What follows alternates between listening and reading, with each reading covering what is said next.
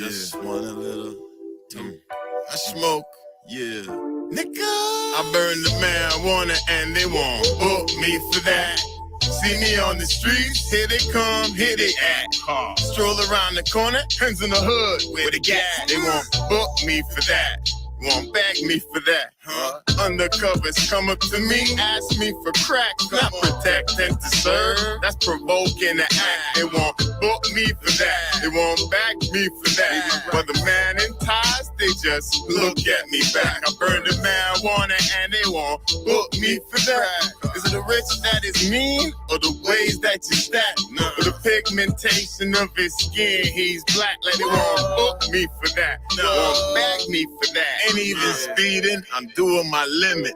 Can't be taxed, it's illegal. System structured, so you can't be rich. Got us breathing mustard. My brain's blue from the smoke. Ponics, human product.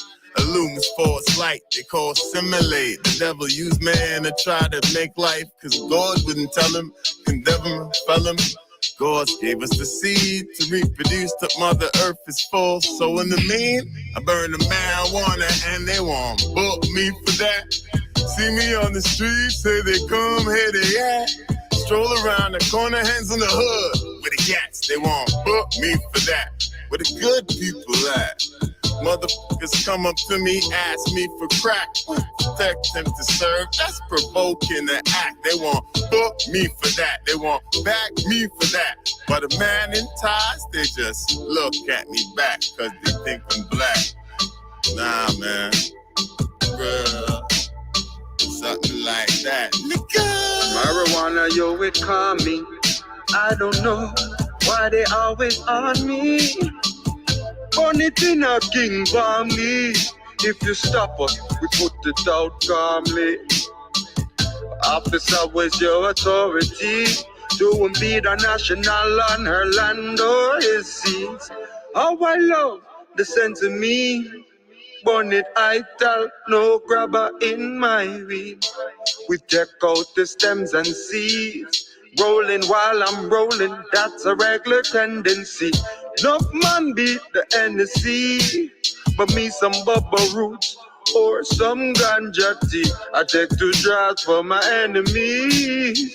Envious bad mind with the jealousy. But on the nothing we are the remedy. Chef in Zanga bits, we mastered the recipe.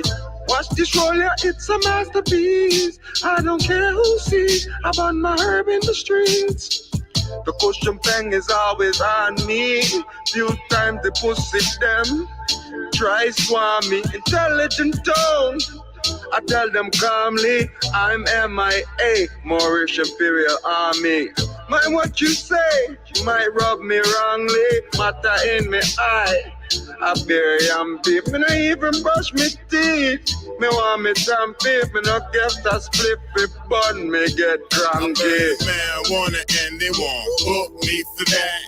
See me on the streets, here they come, here they at. Stroll around the corner, hands in the hood with a gat. They won't book me for that. Won't bag me for that, huh? Undercovers come up to me, ask me for cracks, not protect and to serve. That's provoking the act. They won't book me for that. They won't back me for that. But the man in ties, they just look at me back. I burn the marijuana and they won't book me for that. Is it the rich that is mean or the ways that you stack? Or the pigmentation of his skin, he's black. Like they won't book me for that. Won't bag me for that.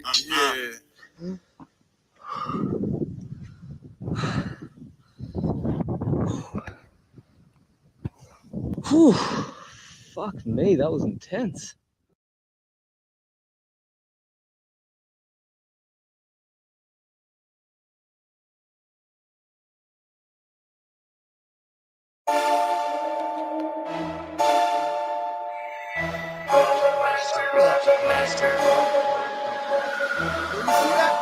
Sounds like it's having a hallucinogenic effect. Not like a drug, which is harmful and wrong, and just say no, kids. But spacey nonetheless.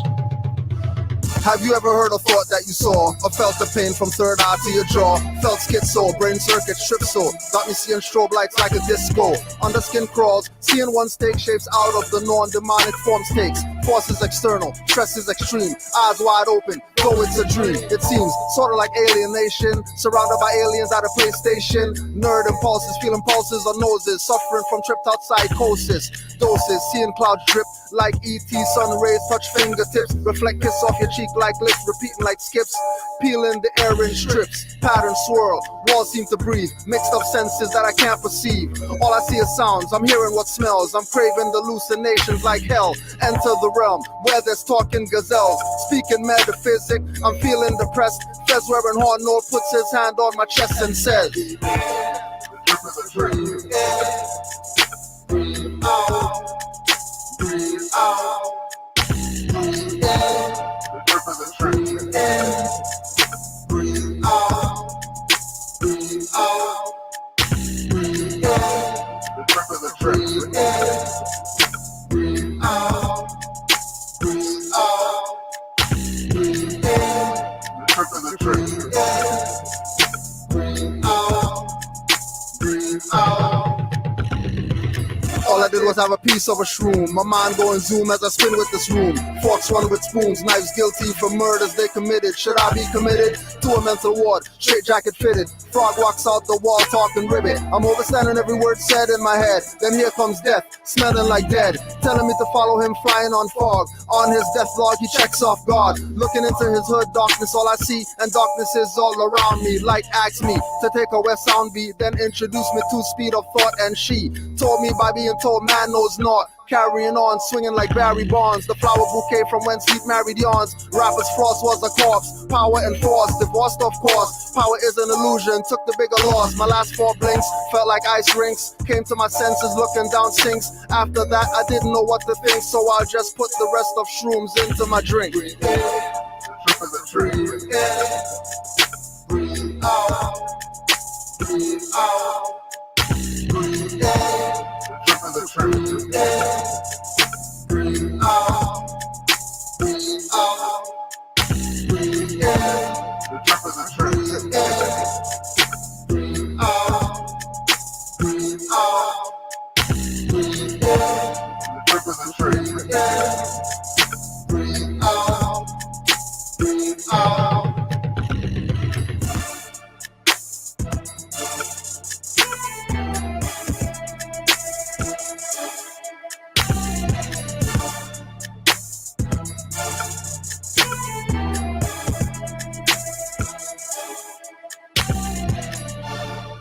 Trip is a trip.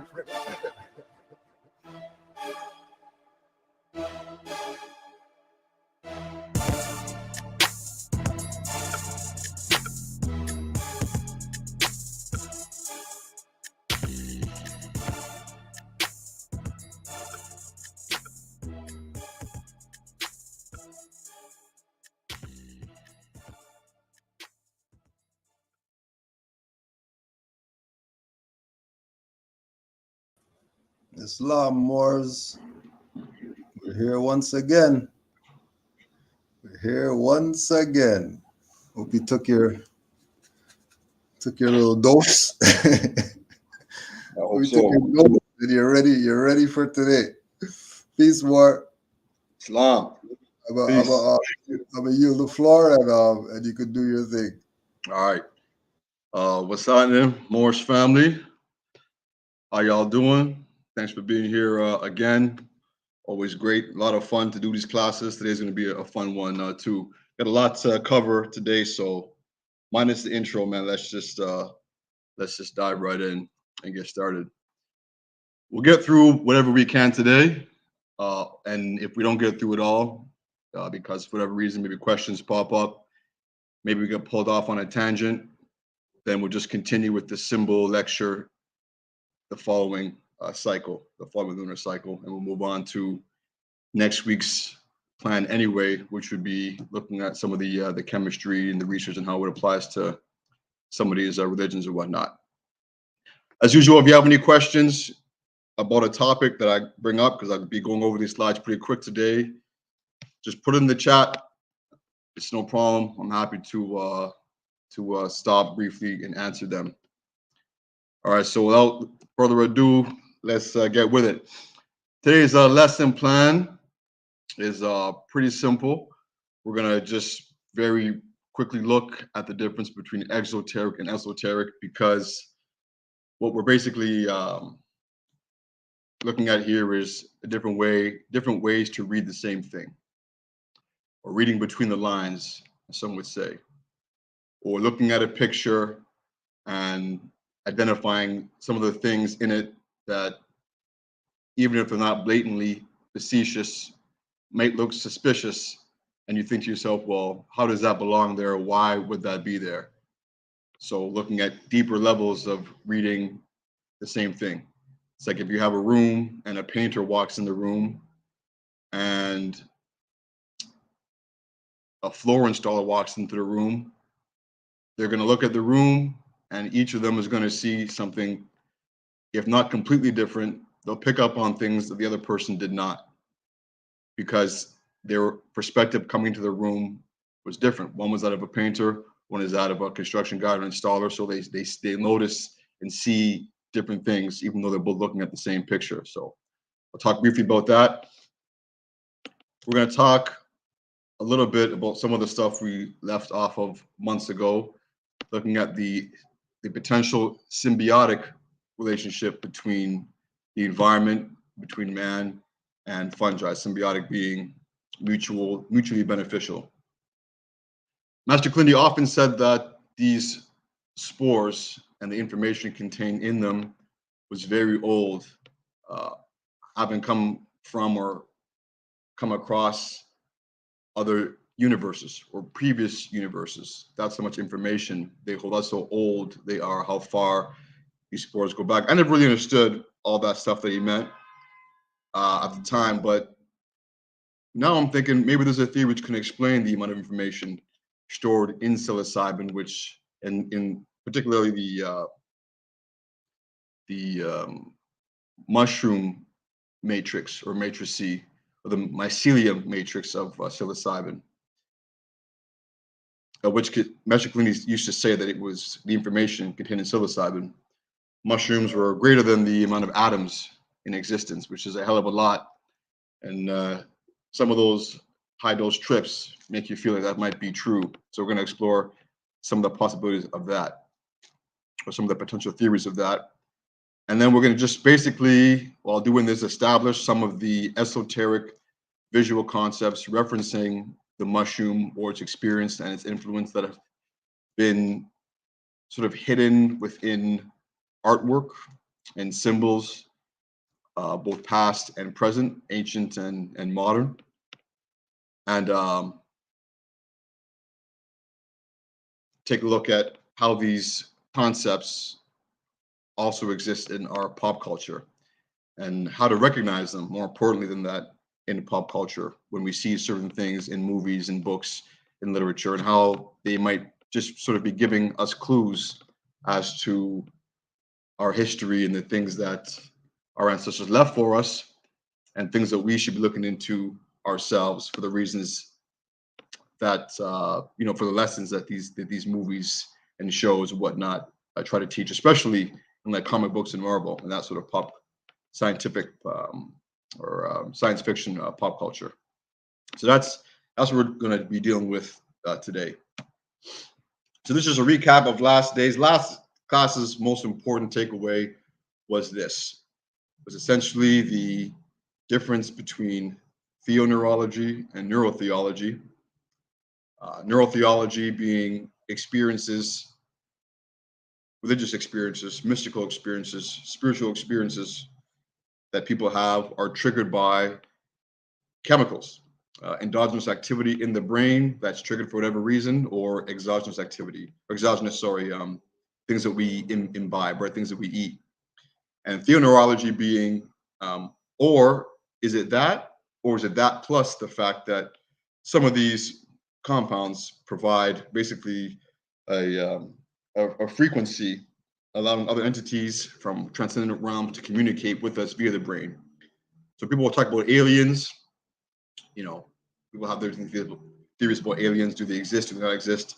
How much world is out there? Have there been visitations in the past from other planets, you know, and that sort of and that we encountered, or that old civilizations may have encountered, that maybe perhaps they left clues about in stories about, like the Anunnaki, or, you know, the Epic of Gilgamesh, and the reptilians and insectors and all that sort of stuff. Where you hear about all this stuff, and so you wonder, where's it coming from? And so this looks at that as maybe these aliens are not so much, we're not so much visiting us physically, but we're visiting us interdimensionally through these different compounds that we ingested, which allowed us to communicate with them. So that was basically the recap of last day and why it is that this part of our history might be important. Okay, so this is a research paper I took a quick screenshot of, and that's, the link is in here, and if you guys want to take a look at it, I'm happy to provide it. But I'll just read the abstract here. The difference between exoteric and esoteric spiritual practices or perspectives.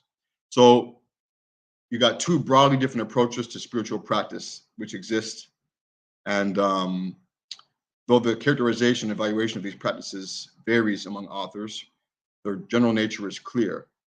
So exoteric paths or exoteric perspectives represent the more conventional approach to religion, which involves, you know, the typical stuff, right? Going to church, going to synagogue, reading the scriptures, that sort of stuff.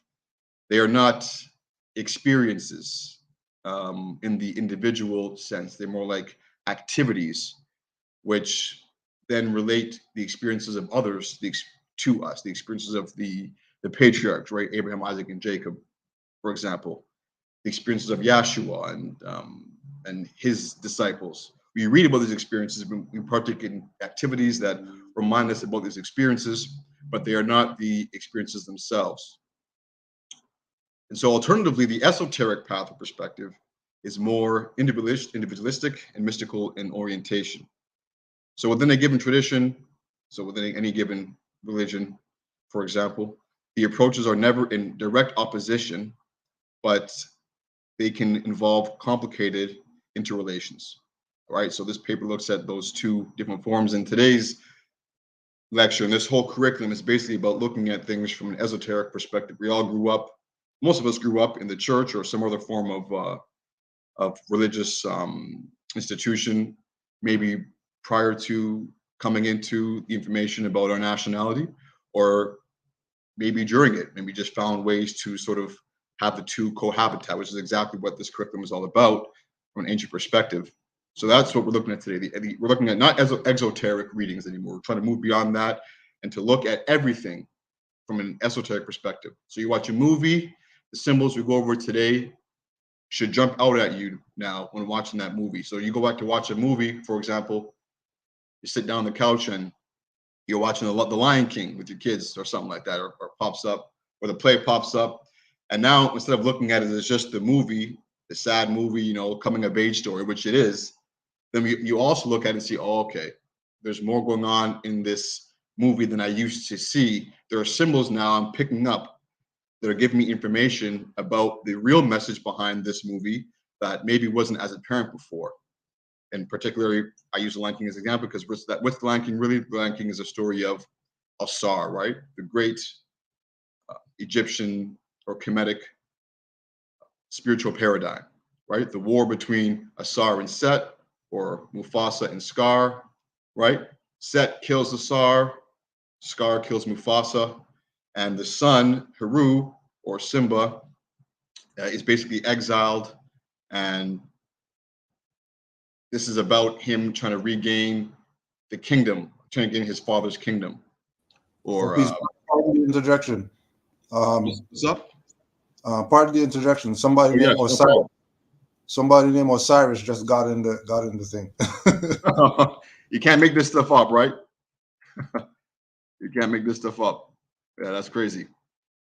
I don't know if Osiris has a question, but we're talking about the Lion King and its relationship to the story of Osiris, who is really Asar, right? The Kemetic name Asar.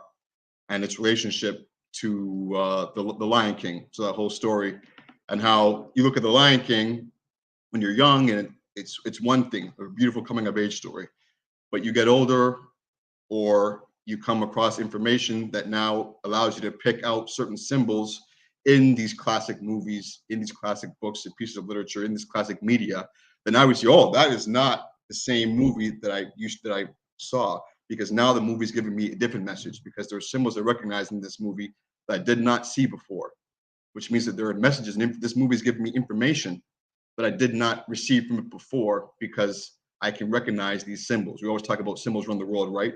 CBS, the great eye, masonry, all that sort of stuff. These symbols that we see around the world are giving us information that we wouldn't get if we just looked at something from a purely political perspective or a purely religious perspective. And so that's what we're trying to get out of this class today, is how to recognize these symbols everywhere around us. And now we can decode the information more clearly, and it can help us to reclaim our vast estate. So I wanted to just start briefly with the Paul Stamets presentation that we looked at last time, because I think it gives a perspective on what our ancestors were so obsessive about fungi. What is so important about fungi? What does it do? What are its capabilities that make it something worthwhile and worth investigating, that in fact make it the old-time religion that Noble Drew Ali was alluding to and trying to push us towards, knowing that we would continue to evolve after his passing, as he worked behind the scenes to continue to bring us more information as we got closer to the time of the reception or liberation of our vast estate, right? So it's just brief, about 5 minutes, and then we'll move on from this. From this past this prime, after they sporulate, they do rot. From bacteria, so our best antibiotics come from either kingdom. A group of them are very fast in their growth, day 21, day 23, day 25. Mushrooms produce strong antibiotics. In fact, we're more closely related to fungi than we are to any other kingdom. A group of 20 eukaryotic microbiologists published a paper 2 years ago erecting Opisthokonta, a super kingdom that joins Animalia and fungi together. We share in common the same pathogens. Fungi don't like to rot from bacteria, so our best antibiotics come from fungi. But here is a mushroom that's past its prime. After they sporulate, they do rot. But I propose to you that the sequence of microbes that occur on rotting mushrooms are essential for the health of the forest that give rise to the trees that create the debris fields that feed the mycelium. And so we see a mushroom here sporulating, and the spores are germinating, and the mycelium forms and goes underground. In a single cubic inch of soil, there can be more than 8 miles of these cells. So as you can see, the spores and mycelium go underground. And those of us who are familiar with Kemetic mythology, what are one of the great premises of Kemetic mythology that permeated the world was the underworld, right? In Greek, it's the river of Styx, or Hades. You take the boat with Hades to the underworld, right? Or Diomedes gives the mushroom to Persephone to go into the underworld. Or Lord Anubis and Set, these are the gods and deities of the underworld. There's always that underworld theme that we get in the land of the dead, bringing the dead back. That is very, very common in Kemet, which was here in America too, of course. And so we begin to see some of these parallels between fungi and the mystery systems or spiritual systems of these old civilizations, dealing in particular with the underworld and the dead, knowing that life continues on. My foot is covering approximately 300 miles of mycelium. This is photomicrographs from Nick Reed and Patrick Hickey. And notice that as the mycelium grows, it conquers territory, and then it begins to net. I've been a scanning electron microscopist for many years. I have thousands of electron micrographs. And when I was staring at the mycelium, I realized that there are microfiltration membranes. We exhale carbon dioxide, so does mycelium. It inhales oxygen, just like we do. But these are essentially externalized stomachs and lungs. And I present to you the concept that these are extended neurological membranes. And in these cavities, these microcavities form, and as they fuse soils, they absorb water. These are little wells. And inside these wells, the microbial communities begin to form. And so the spongy soil not only resists erosion, but sets up a microbial universe that gives rise to a plurality of other organisms. I first proposed in the early 1990s that mycelium is Earth's natural internet. When you look at the... Okay, so mycelium is Earth's natural internet. What do we use the internet for? Information. Sharing information in the blink of an eye, all over the world, anywhere in the world, at any time. That is what mycelium essentially is for nature. It is nature's internet. So when Master Cleany says that it holds information and that it's very, very, very old, having come from previous universe, which we're going to talk a bit about today if we get to it, looking at some of the stuff from my NBC days, Blackroot Science, and some of the very interesting concepts about what the modern physicists today call the rainbow theory of creation, or the reverse Big Bang, which is that there was no Big Bang and that the universe had no beginnings, that in fact it stretches backward into eternity on a continuum going both ways, no beginning, no end. And so these spores being able to travel through that based on some of the ancestral concepts that our ancestors taught about how the universe recycles itself, contain information still from those previous places and times, because it's just like DNA, right? The spores contain all the information that the mycelium have gathered. Mycelium, they're highly branched, and if there's one branch that is broken, then very quickly, because of the nodes of crossing, internet engineers maybe call them hot points, there's alternative pathways for channeling nutrients and information. The mycelium is sentient. It knows that you are there. When you walk across landscapes, it leaps up in the aftermath of your footsteps, trying to grab debris. So I believe the invention of the computer internet is an inevitable consequence of a previously proven biologically successful model. The Earth invented the computer internet for its own benefit, and we now, being the top organism on this planet, is trying to allocate resources in order to protect the biosphere.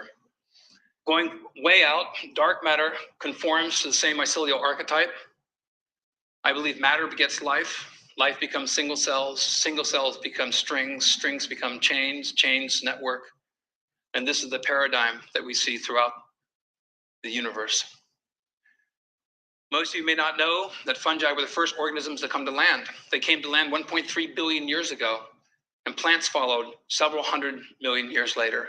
How is that possible? It's possible because the mycelium produces oxalic acids and many other acids and enzymes, pockmarking rock and grabbing calcium and other minerals and forming calcium oxalates, makes the rocks crumble, and the first step in the generation of soil. Oxalic acid is two carbon dioxide molecules joined together. So fungi and mycelium sequester carbon dioxide in the form of calcium oxalates, and all sorts of other oxalates are also sequestering carbon dioxide through the minerals that are being formed and taken out of the rock matrix. This was first discovered in 1859. There's a photograph by Franz Huber. This photograph was taken in 1950s. Just a brief stop there. Remember his important point about rocks and fungi, and how the spores arrived here. We're going to talk about that in the next slide or two. In Saudi Arabia, 420 million years ago, this organism existed. It was called Prototaxides. Prototaxides, laying down, was about 3 feet tall. The tallest plants on Earth at that time were less than 2 feet. Dr. Boyce at the University of Chicago published an article in the Journal of Geology this past year determining that Prototaxides was a giant fungus, a giant mushroom.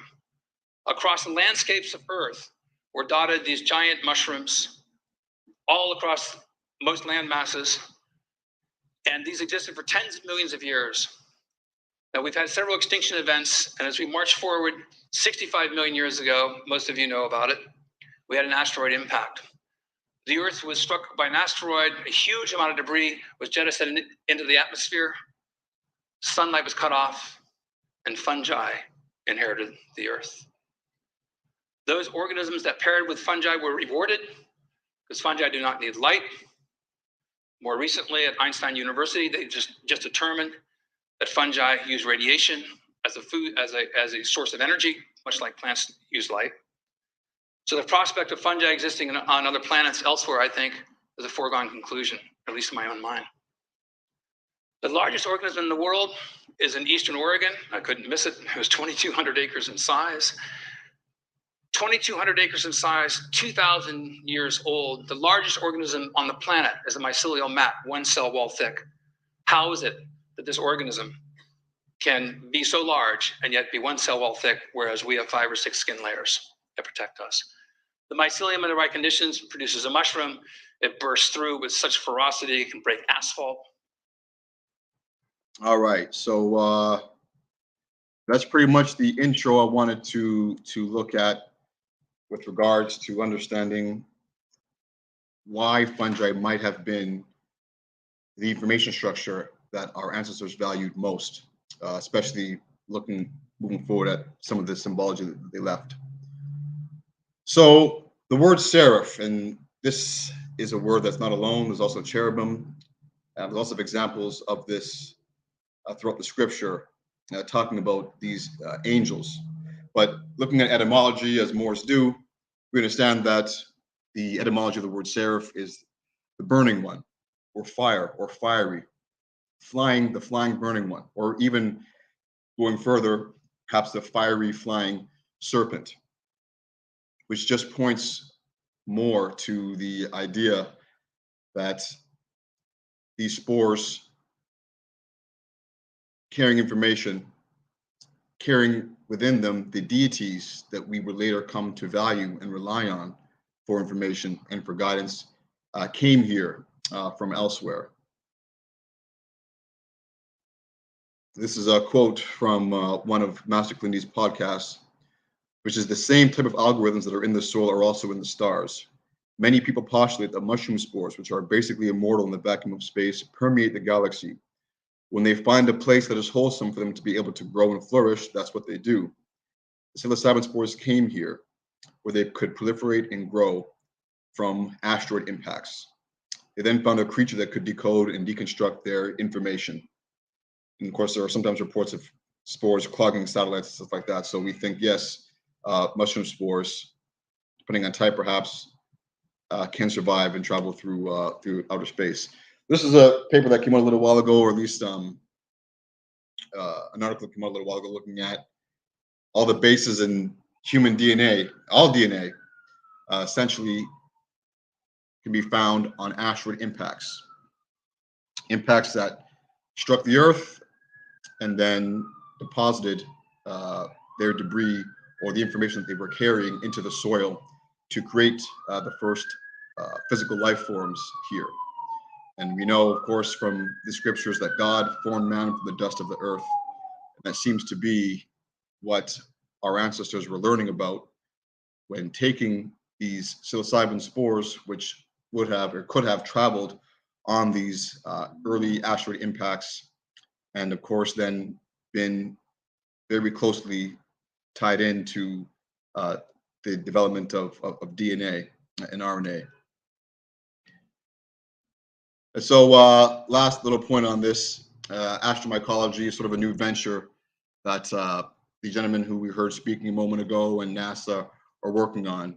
The objective is to identify fungal species for experimental use on simulated asteroid material, followed by an assessment of their soil production rates and cultivation parameters. Secondly, the working group will address different approaches for performing the breakdown of asteroid regolith, which is basically, regolith is like the, you could say the dust or the debris that sort of surrounds asteroids that is broken down by fungi or by organisms that are on the rock and produce this sort of aura of dust. We can't really see it which surrounds the asteroid and the rock. So it's like a dust layer, you could say. And the ultimate goal is to select microbiomes, which will be foundational for selecting guilds of microorganisms for creating healthy soil matrices, enabling life support biospheres in the exploration of space. So basically, the goal is to try to find out the role that fungi can have in creating life-giving territories in outer space.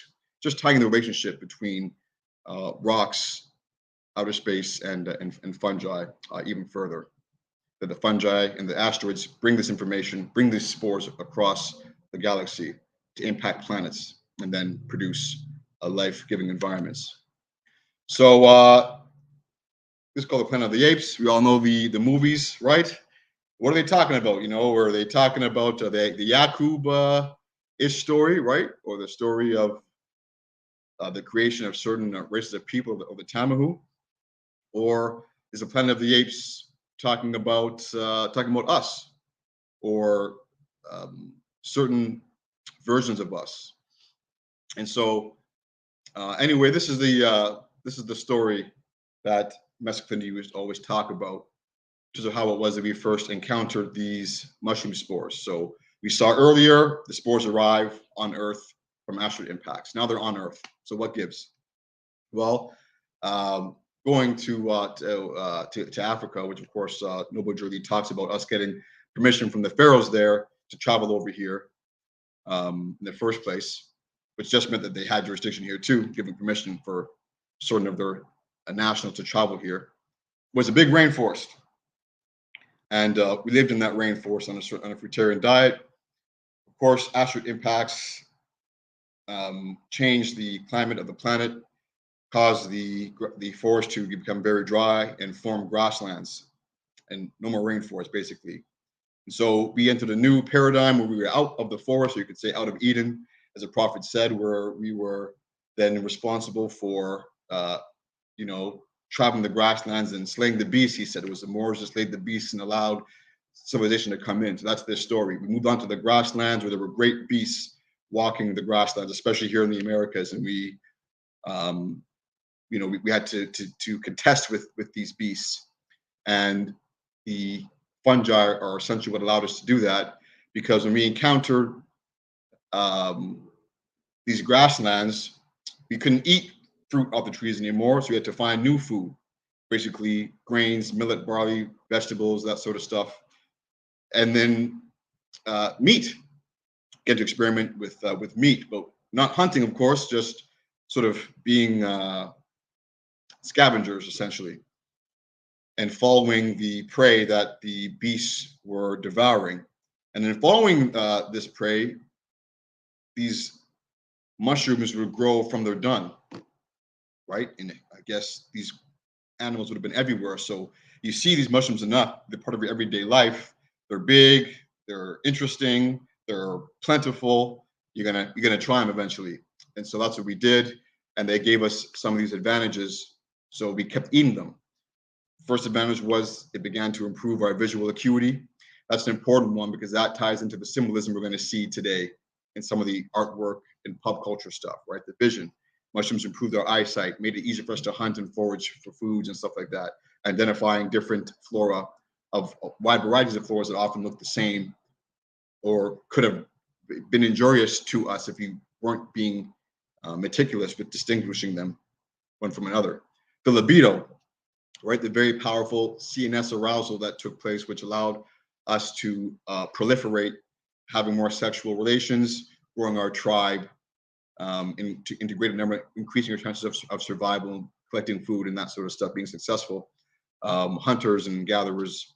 And then the numinosum, which is what we looked at with the doctor's perspective that entities would be able to communicate with us if we took a large enough dose of these mushrooms, which we were doing, just because they were giving us benefits already. And that's when we began to interact with these deities, right? The family of Ra, who gave us the information contained in the psilocybin structures, geometry, music, hunting, for example, weaponry and architecture, and that's what birthed the city-states. And now that's where we are today, essentially. So that whole hypothesis of the Stone Age was just essentially, don't think when people say ape, there's always this sort of dissonance that happens. Oh, you know, we're not apes. We didn't come from monkeys like Darwin said. And it's not their depiction. This is just a picture, but ape doesn't necessarily mean the vision that the image that you get of an ape when you hear the word ape. An ape is just essentially flexible wrists, flexible hands, right thumbs that oppose rest of their fingers, and a large brain. Essentially, that's what an ape is. So, no, we're not apes like Darwin said, or we're not saying that we came from apes like Darwin said. It's that we are apes. Physically, we are apes in terms of the requirements or the criteria for being an ape, right? Opposable thumbs, wrists and fingers that are mobile, large brains. That's basically what it means. And so, in being early apes, right? Physically, we encountered these mushrooms and have the requisite physiology to break down the chemistry of the mushroom and ingest the DMT into the brain, which we'll talk about in our class next week. Okay, so looking at symbology now, right? All these symbols that we see in pop culture, they keep popping up. Why are they popping up all the time? What do they mean? What's the underlying tie between them all? So these are the old mushroom paintings. That would be baby mushroom or undeveloped mushroom, and they're the folks inside that we do. I don't know, this is probably about 9,000 years old, 9,000 years old, 10,000 years old image on the cave walls of us having these mushroom entities. You can see the stem and the cap. Right, here's the cap, there's a stem, these mushroom men. Look at that, he's holding one too, he's holding mushrooms in his hands. Inside of a mushroom, telling us, hey, these aren't just fungi, folks. I ate this thing, and inside of this thing were more things, more real things. That's what this guy or girl was telling us when they drew this painting. So yeah, I guess 9,000 BC, so it would be older than 10,000 years, probably closer to, I guess, 11, 12,000 years old. And this again is that concept of aliens being interdimensional and not actually interdimensional. That's a great book, which we'll get into this book one of these days with the curriculum. We got lots to get through in the curriculum, but this is one of the books that we'll be looking at in time. So I thought this was hilarious when I first saw this. And remember this picture from the class we did a few months ago. Cone heads. What the hell? Funny show, but where they get the idea from. And here you see some strangely shaped cone heads with people with elongated head shapes, which always pops up sort of in American our mythology here, right? African mythology, and images of the long-headed people or the people with the long skulls, right? Do they form those skulls purposely at birth by molding the cranium of babies, or why did those cultures practice these long-shaped skulls? Well, here is an image, very, very old image, right? 11,000 years. And also they look like mushrooms, right? Stems and caps. Stems, caps with the arms outstretched. This motif to this day is just as popular. You'll see it everywhere. We'll see it a lot today. This concept of the cap here, the stem here, and the arms outstretched, which are usually just mushrooms growing from mushrooms. Like you'll see when psilocybin grows, oftentimes it will grow little mushrooms off the sides of it. That's what it refers to. And of course, the cattle, the relationship that the mushrooms had with the cattle, right? This is old, very old. And the bee as well. Bees, honey is something that's valued in a lot of cultures, or because it cures illness. Exoterically, it helps prevent it from illness, but esoterically, there's more to it. The mushrooms were preserved in honey. They instructed us to preserve them in honey when they became scarce because of the climatic changes on the continents that were taking place. And here you see the bee, very, very famous picture of the bee shaman with the mushrooms growing out of his body. A lot of commission artwork with beehives. And feeding some. Look at that. What is Here are the beehives. What sort of cake or a cap is this individual putting into the beehive, right? It's putting something into the beehive. Look like caps and stems into the beehive, right? Stems and the cap underneath. Very common motif, storing them in the beehives. Here again, men with cattle, right? Agriculture being discovered, perhaps for the first time, and the pictures engraved in stone of the cattle. And on the cattle, you have all these images, which you can see up closer were very interesting images. Stems and caps. And we had shrines in Kemet too. Some would call it the two-horn society. Sort of part of our mythology that we have, the two-horn society. Worshipping the cattle because of the dung that the cattle were the source of the mushroom, right?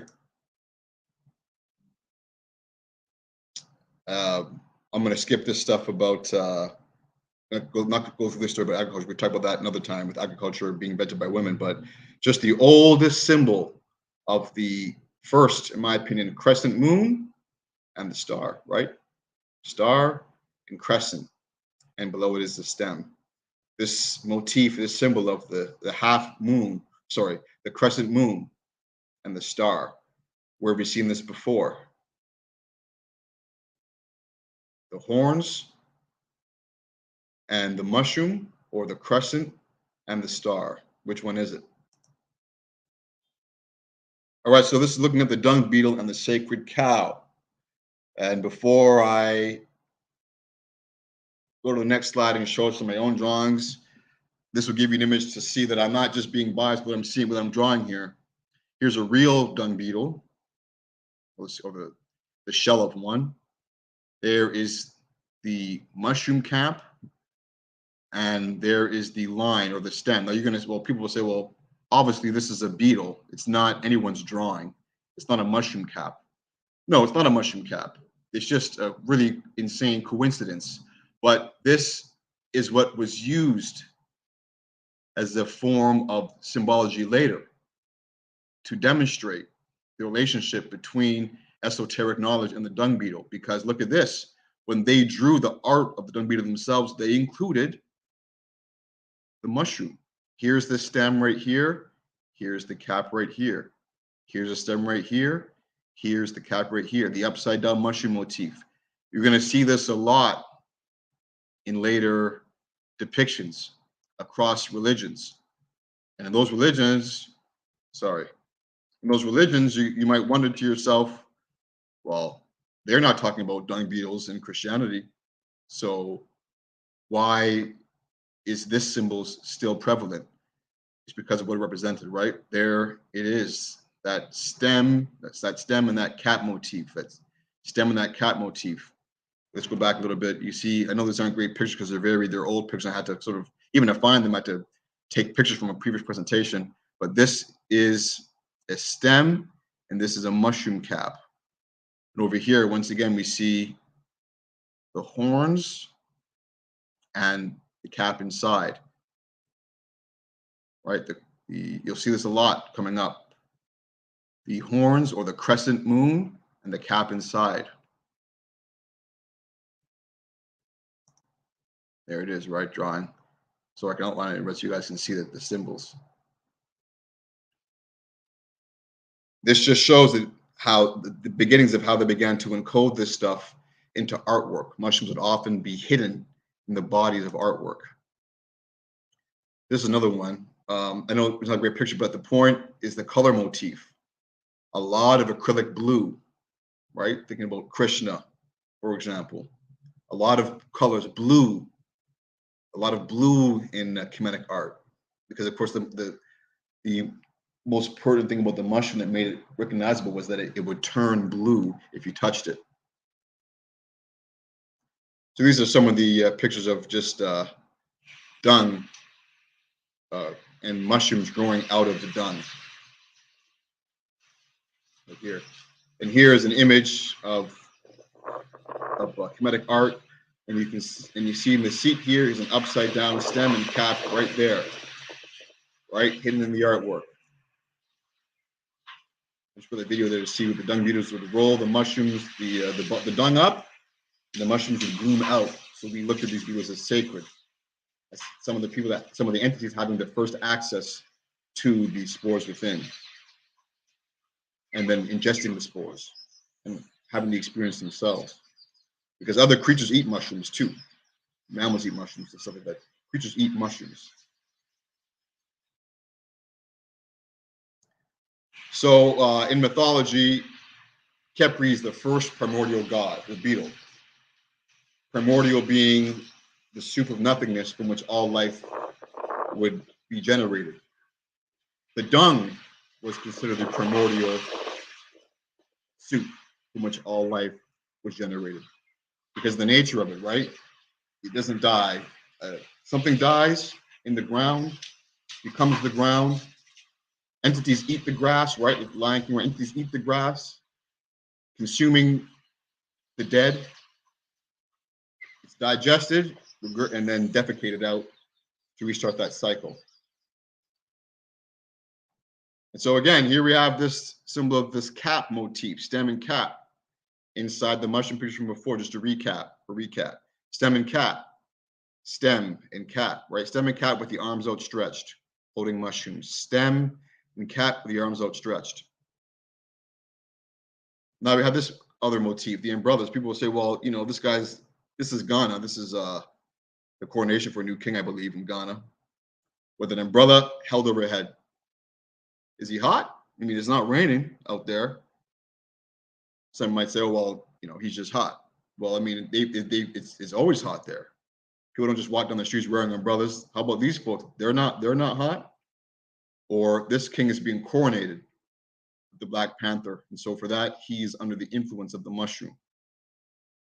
This umbrella motif comes up in a lot of other artwork from other parts of the world, the umbrella concept. Oh, well, they say, well, it's raining. Well, there's a rainbow in the background, which tells me that this is taking place after the rains, right? Rainbows come after the rains, not during the thunderstorms. They come after the rains. Thunderstorm right here, then the rain stops, and there's an umbrella. The mushrooms bloom because mushrooms grow after the rains. Krishna ain't blue for nothing. So he's under retreat holding this mushroom, holding this umbrella. Why? The rain is over. What's the relationship between this stem and cap umbrella motif? But all these guys, are these umbrellas? Do umbrellas grow out of people's heads? I don't think so.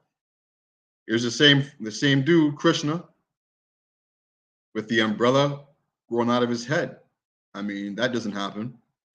The umbrella's here coming out of the turban. We all know what turbans represent. Here's an umbrella again. It's not raining over here, so why is this guy having an umbrella growing out of his head? Why is this Rama here? Why is he have an umbrella growing out of his head? What about this picture of Haru here? Why is there an umbrella growing out of his head? Or is it a mushroom? Right? Which one is it? The umbrella? It can't just be coincidence, right? Or is it a mushroom? And of course, here's one even closer with the falcon Haru standing atop the mushroom itself. Doesn't look like an umbrella to me. It looks like the same shape everywhere you go. Oh, that's just Marvel. It's not. It has nothing to do with esoteric symbology. The hammer of Thor. Who was Thor? Thor is the god of thunder, because mushrooms grow after thunderstorms, right? The god of thunder. This is what brings the hammer, is what brings the thunderstorms. Here's the stem, here's the cap. Well, that's just coincidence. This is just comic books. Oh yeah? What about this guy? Telling me that this guy, Thor, the god of thunder, and Shango, the god of thunder, isn't a coincidence. This is even older. This is Shango. This is one of the kings of the Oyo in ancient Nigeria, I believe. One of the deities, the Orishas. Shango, the god of thunder, also in Marvel, right? The counterpart to Thor. Here's Thor. Here's his hammer with the lightning. Here's this hammer with the lightning. Let me tell you something. Shango was doing this before there was Marvel. He was doing this 10,000 years before there was Marvel. So it's not about Marvel, is it? What's the concept? What's the connection? Look at the dress he's wearing. Red, white, and gold. Today's lecture is mostly about psilocybin, but the red, white, and gold is the color scheme for Aminata mushrooms, which also contain the knowledge. And they are red, white, and gold. And we'll get into that stuff when we look at Christianity more so in the following weeks. Here's Shango, the god of thunder. Before Thor, before Marvel was Shango. Same hammer, same lightning. So it's not just about Marvel and comic books. Well, this guy, this is Marvel. We'll talk about this later today. The mushroom form of Asar, right? Wakanda forever. Or is there more going on in this message than that? Is there more that we as Moors are supposed to know from this message and this symbol than just a story about regaining a kingdom? What's the esoteric stuff going on here? And again, you know, create a little link here because oftentimes, you know, Marvel creator Stan Lee is supposed to have referenced that Malcolm X and Martin Luther King are really what Professor Xavier and Magneto are about. You know, let me make this link here. We'll check it out next time. But of course, there are some people who don't like that. You know, here's a guy. This was the X-Men story is from the 60s. Here's a writer that came into it from the 70s. And in an interview with him, who took over the writing in the 70s, he said there's a lot of talk online now that Magneto stands in for Malcolm X and Xavier stands in for Martin Luther King.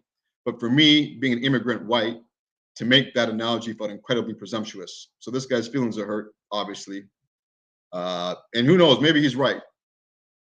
But I do know that in the link I made here, which I make available to you guys, Stan does say, well, that story is a great, which he wrote in the 60s, that is a great, basically, parallel for what's happening with the civil rights movement.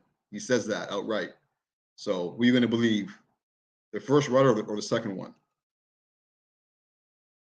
Here's another picture. Het Heru, we call this picture. Het Heru means the house of Heru, or the mother of Heru, which is the cow, because of course the cow defecates the dung, which creates the mushrooms that grow out of the dung. And here you have a picture of the cow with blue dots. Cows don't have blue dots. Everybody knows that. Never seen one in your life. They got black dots, but this cow is blue dots. Why are they blue? And of course, you've got, again, the symbol of the horns or the crescent and the star or the mushroom cap in between, right? The circle within the circle, the symbology of the mushroom in between, always this concept. The horns or the arms reaching out, right? This is why it's important to know the symbology, because it's depicted in so many different ways to keep hiding this information from the different cults and states and institutions that evolve, but it's the same. The arms outstretched, or the moon, or the crescent, or the horns, and the star, the mushroom cap. Look at this one, right? The circle in the circle. Here's that legend code. The original picture, 10,000 years, right? Star and the crescent, and the circle in the circle. This is modern day astrology, right? Crescent moon and the sun, or the mushroom cap, or the eye of Ra, or the eye of Heru, right? This is the symbol of Ra and Heru. This is the symbol for the eye of Ra in Kemetic mythology. This symbol right here, but here in astrology, the symbol for the sun, symbol for the moon, right? The horns right here, the crescent moon, the horns, and the mushroom. Can't really see it, it's kind of blurred, but there's a dot in the middle of that. So the crescent or the horns, the mushroom cap in the middle, right? So the cap can be a sun disk, it can be a star, it can be a circle, it all represents the same, different ways of displaying the same thing. Here's another big picture. Stem and the mushroom cap, right? Inside the cow. Now it's more specific because we can see the horns above, but here is the stem and the cap presented as a circle in the circle inside the artwork. Why are they drawing a cow with these symbols inside of the cow, the stems and the caps? And here's a full picture of it. The eye of Ra. What's the relationship here? the eye of Ra, the stems and the cats, the cow, the crescent moon. And again, more work in Kemetic art. You see the caps being fed to Asar or Osiris. I cut that part out, but you can just see this guy's taking these caps and feeding them on a spoon to somebody. Here's all the caps, right? Circling the circle. Here's a cattle beneath the picture demonstrating the relationship. Here's another picture of Hathor, the mother of Haru. Again, look closely. It's a spore, right? Circle within the circle, and between the inner circle and the outward circle are the rays of the sun, or the spores of the caps. Here's Beyonce, Black is King. We've all seen that documentary slash theater production. Here she is wearing it herself. She even knows what's going on. The horns and the cap in between. The blue stars, the horns and the cap in between. It's everywhere, right? It's everywhere. Popular culture, right? Here's another statue image. The horns and the cap in between.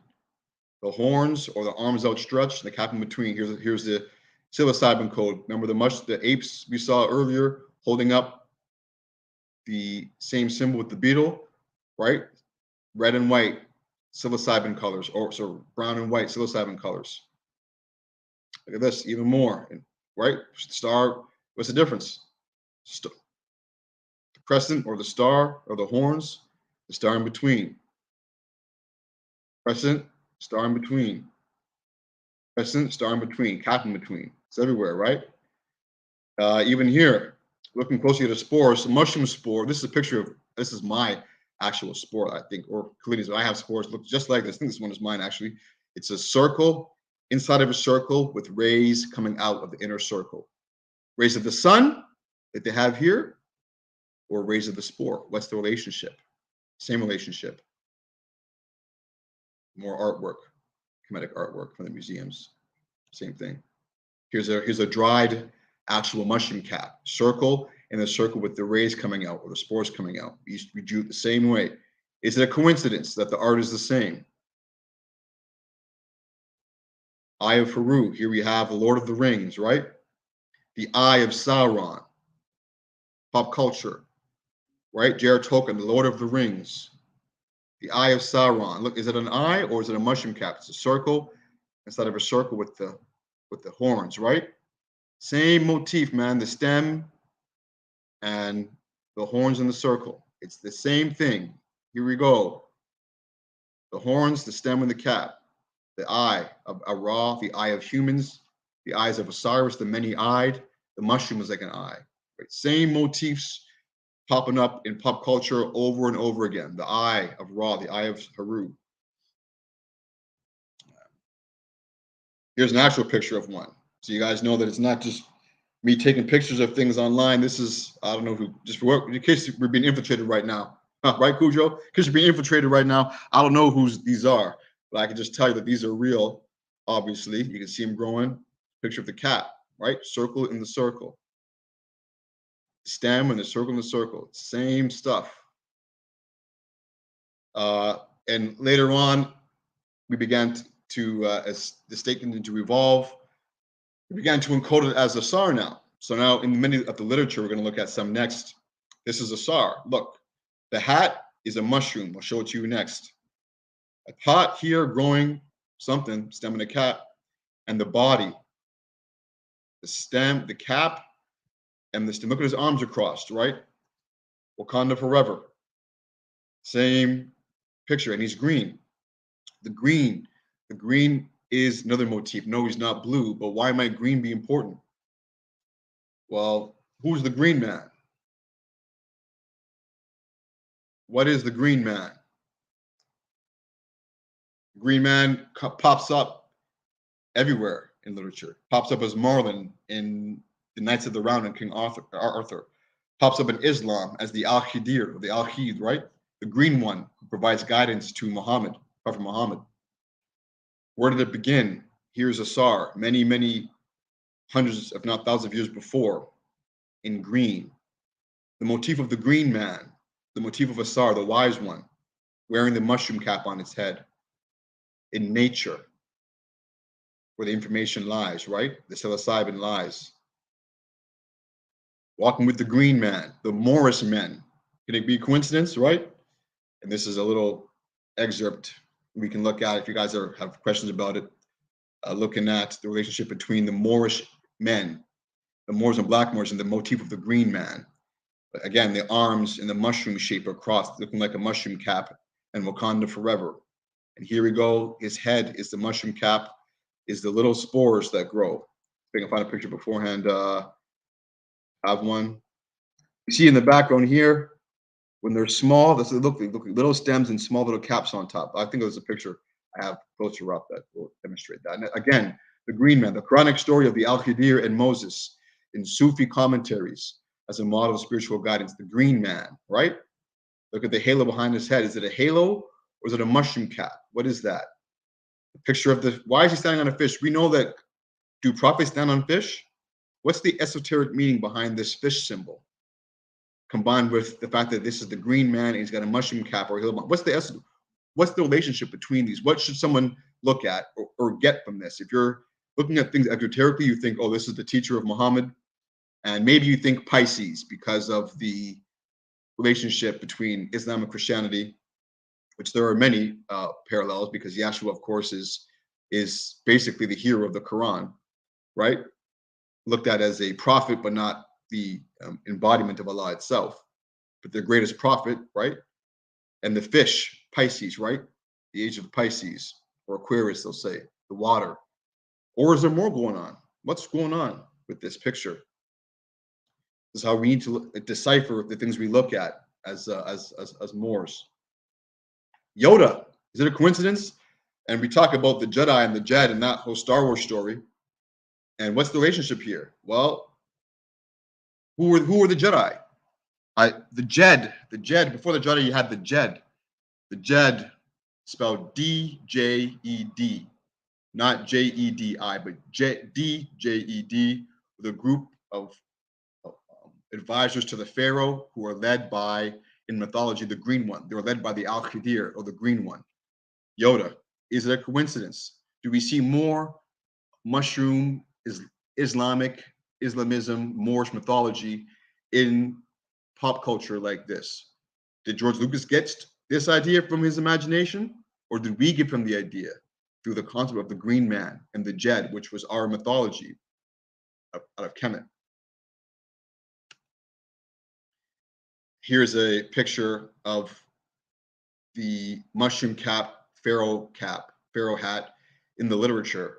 Here's the hat. You can see the stem and the cap of a very immature mushroom. And here I've got stems and caps. That's what they look like. Exactly the same thing, right? Is it a coincidence that the pharaoh was wearing this on his head or her head? The same shape, the same color code. What's going on with that? How about this literature? Osiris in his typical mushroom-like pose. This is from a book. I'll get you guys the book after. It's hidden in the notes here, but I'm in the reading screen, so it's not visible. But Osiris in his typical mushroom-like pose. Amanita muscaria, which we'll look at as psilocybin cubensis. But of course, Amanita would be the mushroom of choice other places. But this environment produces psilocybin, not Amanita. Kemet is a psilocybin culture because Amanita grows in different climates, cooler climates, more forest-like climates, right? You can still find it here, though. Particularly noteworthy is the striking resemblance Osiris's or Asar's hands bear to the annulus, which is the just under the mushroom cap. It's the veil that breaks, that attaches the stem to the cap. Here the hands are ribbed in that veil. Here's a picture of Asar again. Rod and staff in the mushroom body. Hands, arms being the cap, bottom of the cap. Here is the Psalms. The Lord is my shepherd, I lack nothing. He makes me lie down in green pastures. He leads me to water in places of repose. He renews my life. He guides me in right paths as befits his name. Though I walk through a valley of deepest darkness. What's the valley of deepest darkness? The rabbit hole. Remember we talked about the rabbit hole last day and how dark it is. Master Queen talked about being triple thick blackness, how dark outer space is. Without atmosphere to filter the light, how dark it is. They call it a black sun, the valley of deepest darkness. What is that valley? If you're reading this Esoteric, you're going to think, well, it's a metaphor for him going through a dark time, going through a hard time in his life. Dark times, you know, our darkest hour. But if you're reading it esoterically, you're looking at this differently as an experience. No, he means it. He's actually in that valley, not the dark time in his life. He's talking about, though I walk through the actual dark, the triple thick blackness, through the rabbit hole, I fear no harm. You are with me. Your rod and your staff, they comfort me. Remember, we spoke last day about Islamism being a form of self-mastery. And Cujo said very wisely, you should explain it to the class. And I talked about, well, you have to keep your composure. You have to keep your cool. You have to keep your discipline and your focus, knowing that you are okay. The mushroom is guiding you. Its powers are guiding you. That's the comfort, knowing that you can't die. You'll think you're dead because of where you are and how weird and outside of the five senses this experience can get, and how uncomfortable it can get, how black it can get, not in a pale sense, in the real sense. And having to keep your cool, having to have self-mastery, self-control, in order for the mushroom to be able to relay the information. Because if you're panicking and tripping out, which you'll be tempted to do, you won't be able to receive the information because you're not listening. You're not quiet. You're not meditating. You're freaking out and screaming, you know? You can't receive the information. You have to relax and just let it happen. You'll be back eventually. Yeah, here's just the annulus, right? This is the hands of a SAR in the image here. Obviously, this is come on, stem and cap, right? How obvious they have to be to show you, right? And here's the actual annulus that the arms and the hands are representing. Just showing you guys the breakdown of the mushroom cap itself. Here's more of it. Here's a SAR's body. Now, when you look at Egyptian art, Kemetic art, look at it more closely. Don't just look at it for the stories it tells and the mythology. Look at what the mythology is trying to convey. The mushroom cap in a SAR's body. The mushroom is a SAR. It is a SAR. You want to meet a SAR? Take a high dose. Say hello. Here's the cap. Here's another mushroom cap hidden in the artwork. Yep, the phallic symbology. We'll get to that because, of course, the mushroom provides high sexual arousal. Very, very high. If you're a man, especially, you can't go to sleep unless you use it, right? You got a stiff one going on. Here's another picture of it. The Anunnaki statues are drawn. The DNA, right? The double helix provided by the Anunnaki in the SARS mushroom pose. Why? Why is this always the pose? More of the mushroom here. Look at this, Anubis. We'll come to the importance of his name in a second. Anubis again. Here's Asar, the mushroom. Asar, the mushroom hidden in Anubis's hand. He's holding the mushroom in Asar's shoulder. Here it is. Right stem, cap. Caps here, blue caps. Mushroom hat, right? It's everywhere. It's everywhere, guys. Even look at that. I almost missed this one. Underneath his seat, the mushroom hidden there. It's everywhere. The Masonic symbol, right? Is it the same? Which one is it? Is this it? Or is this it? Flipped upside down so only the people who look at it esoterically will see. Oh, that's the Masonic symbol. That's Illuminati stuff. Or is it our stuff? Is it the information that they use to build their guilds and organizations based on our stuff? Flipped it upside down, right? Flip the maps from east to west and north to south, right? Everything being flipped. Here's a real symbol. Which one is it? Looks like a SAR to me. Here's the rod. Here's the staff. Here's the rod. Here's a staff, right? Here's a symbol, right? Coming out of the mushroom cap. Same thing, isn't it? Isn't it the same thing? It's got to be the same. Some more of that, right? Eye stuff.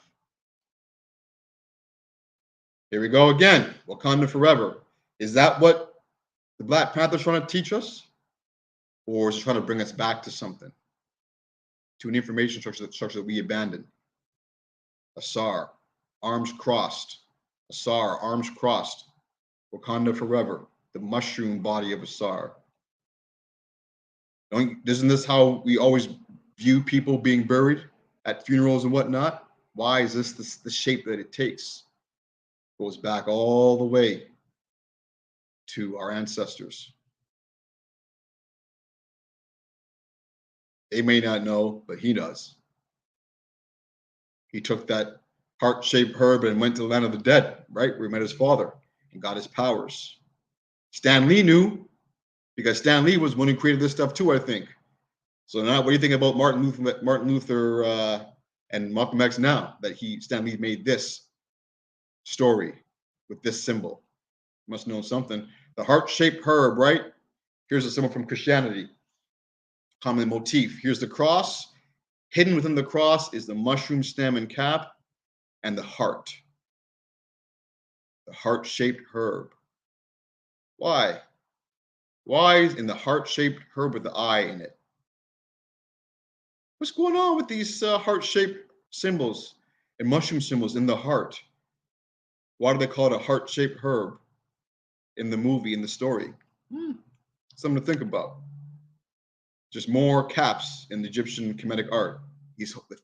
Now Asar is in the mushroom pose, holding mushrooms, sitting on mushrooms with mushroom eyes behind him, the eye of Ra, the eye of Haru, right? The circle in the circle, and then the eye of Haru, June on top of that. It's just everywhere, right? Look at the color code. This is how they look like. This is what he's sitting on. Again, now we got mushrooms in his legs. This is how the small baby mushrooms look. Here's the small baby mushrooms right here. Everywhere, caps, stems, right? You guys get it. I'm just, I don't need to show you guys all this stuff. I'm just trying to do it to hit y'all over the head to know how prominent this stuff actually is. So that way we know it, no matter what anybody else says outside, we know it for ourselves. Right? The color code, white and brownish red, everywhere. Caps, caps, caps. Where does it end?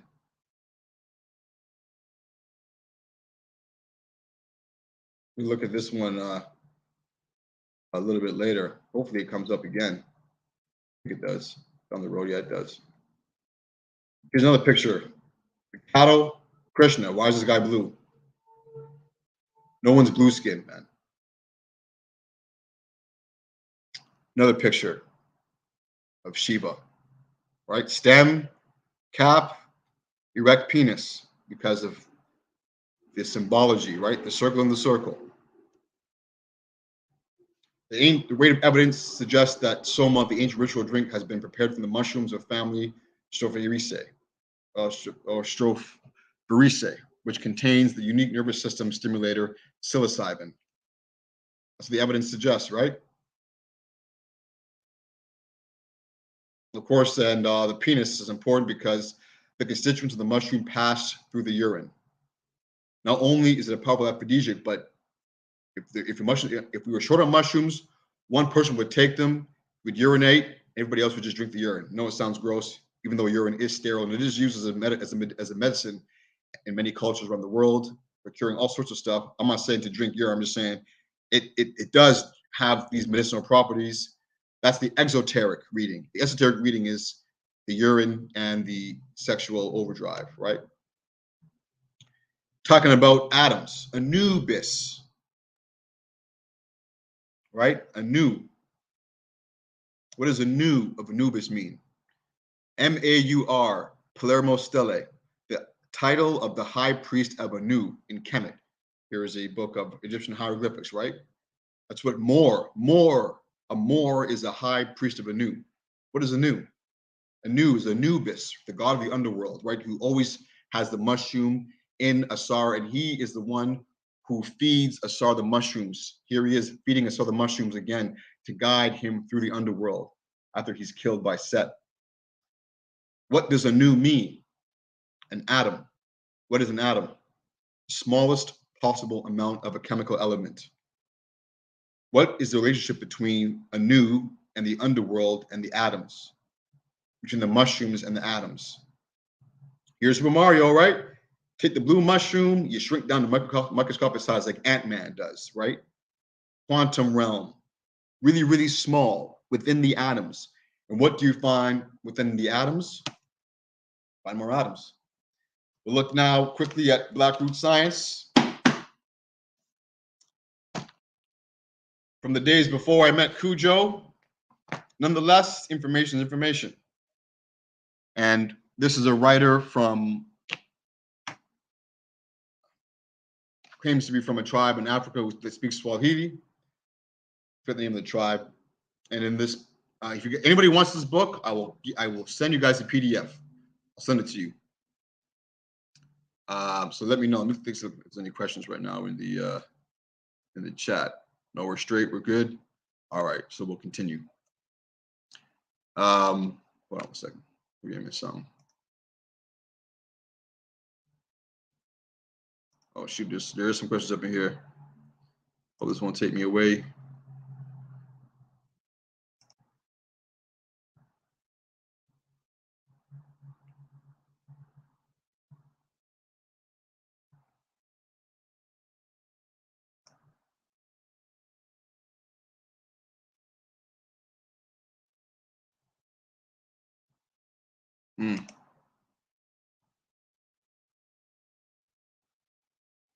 Try to get this going for y'all. All right. Well, either way, I can read the questions here and just answer. But yeah. So Islam, all y'all who jumped up in. But yeah, you're in therapy. I know. Strange stuff, man, but is what it is. But I'll send the books out for anybody who wants it. Anyway, yes. So getting back to it, talks about ancient Kemetic perspective on the reverse Big Bang or the rainbow theory, like I touched on earlier, which is that the universe goes backward and forward into infinity in a continuum. Noble Drew Lee said that creation unfolds like the bud of a flower. As Noble Drew Lee says in Chapter 7 Quran. I forget the exact quote, but that's what he talks about. Because that's exactly what it is. The flower, when it dies, becomes the seed for the next flower. In the same way, astronomy is physics tied to scale. An atom is a nucleus with electrons that surround it, held close to the atom, bonded by what? Gravitons, right? By gravity, essentially. That's what an atom is in physics. But what's astronomy? Astronomy looks at solar systems, which is a sun surrounded by what? Planets. Held together by what? Gravity. Same thing. An atom is a solar system. An atom is the solar system of the previous universe. That is what our ancestors taught about astronomy and physics. Same thing, just scale. Every atom is a solar system that was from the previous universe. Here's how it works. Atoms join together in chemistry, like to like. So all the silver atoms come together and they form silver. But also unlike to unlike. So you have different atoms, right? Hydrogen and oxygen come together to form water. At the end of a universe, and remember, their Big Bang theory claims that the universe expanded from a small state and eventually contracts back into that state again. Right? Eventually, it will stop expanding. Eventually. Well, we taught that at the end of a universe, same thing. All the atoms come together. All the solar systems come together. So you have 100 atoms in the table of elements, and you have 100 solar systems. Some atoms have some nucleus have one electron around the ring, up to 100. And the same way, some solar systems, some suns, have one planet around them, up to 100. So the Milky Way, this would be whatever, we have 9 planets, I think it is, or 9 or 10, they say now. We'll say 9. That would be whatever atom has one nucleus, or sorry, a nucleus with 9 electrons around it. At the end of the universe, all the solar systems combine and they come together. The atoms, the solar systems, which have a sun and 1 electron, or a sun and a low number of electrons, they're like the gas. They come together And as they all come together, they form the atmosphere and the water of the new Earth. And all the solar systems that have a sun and a large number of electrons, they're heavy. So they sink and they become the ground or the planet itself and the rock of the new Earth. That's how it happens. The universe recycles because the solar systems become drawn together in this fashion, the same as physics, like to like, unlike to unlike. They come together and those solar systems become atoms. And the atoms form the Earth itself, the ground, and the atmosphere. Then you have a brand new Earth in the beginning of a whole new universe. And then, of course, the sun, it's because that's like it says, in the beginning, it was dark, right? There's no light. Darkness covered the surface of the deep. It's just water and darkness. God said, let there be light, and the light hits. Because the planet is there first. The planet is there before the light, before the sun. The first planet is there before the sun. Then, through a process of condensation, of God's imagination, of God's will, condensation forms magnetism, which is a black sun or galactic sun or a black hole. Over time, the black hole condenses further and produces electricity, becomes electric. So magnetism becoming electricity. Over time, that electricity produces light.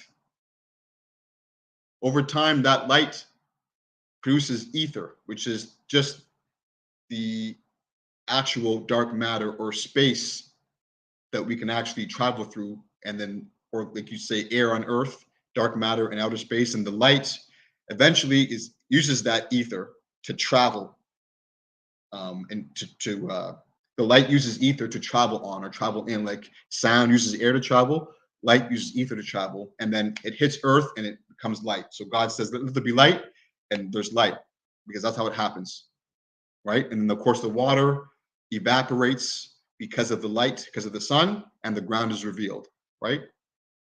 And same thing in the Torah and in the scriptures, water covers it, and then light appears and the ground appears. Same this system.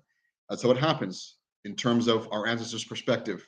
And of course, psilocybin being inside of the Earth, the actual soil of these planets in these solar systems gets recycled because it comes back together, the universe ends, and all the atoms, all the solar system, and all the planets become the new Earth, and psilocybin continues its journey into a new universe. And that's essentially what I think the theory is on how psilocybin is so old and why our ancestors talked so much about it, dealing with sort of course, the land of the dead and, galactic information, right? The temples of the gates where you could travel in Egypt. They had these gate temples, which was apparently places where they went into to travel to other dimensions, right?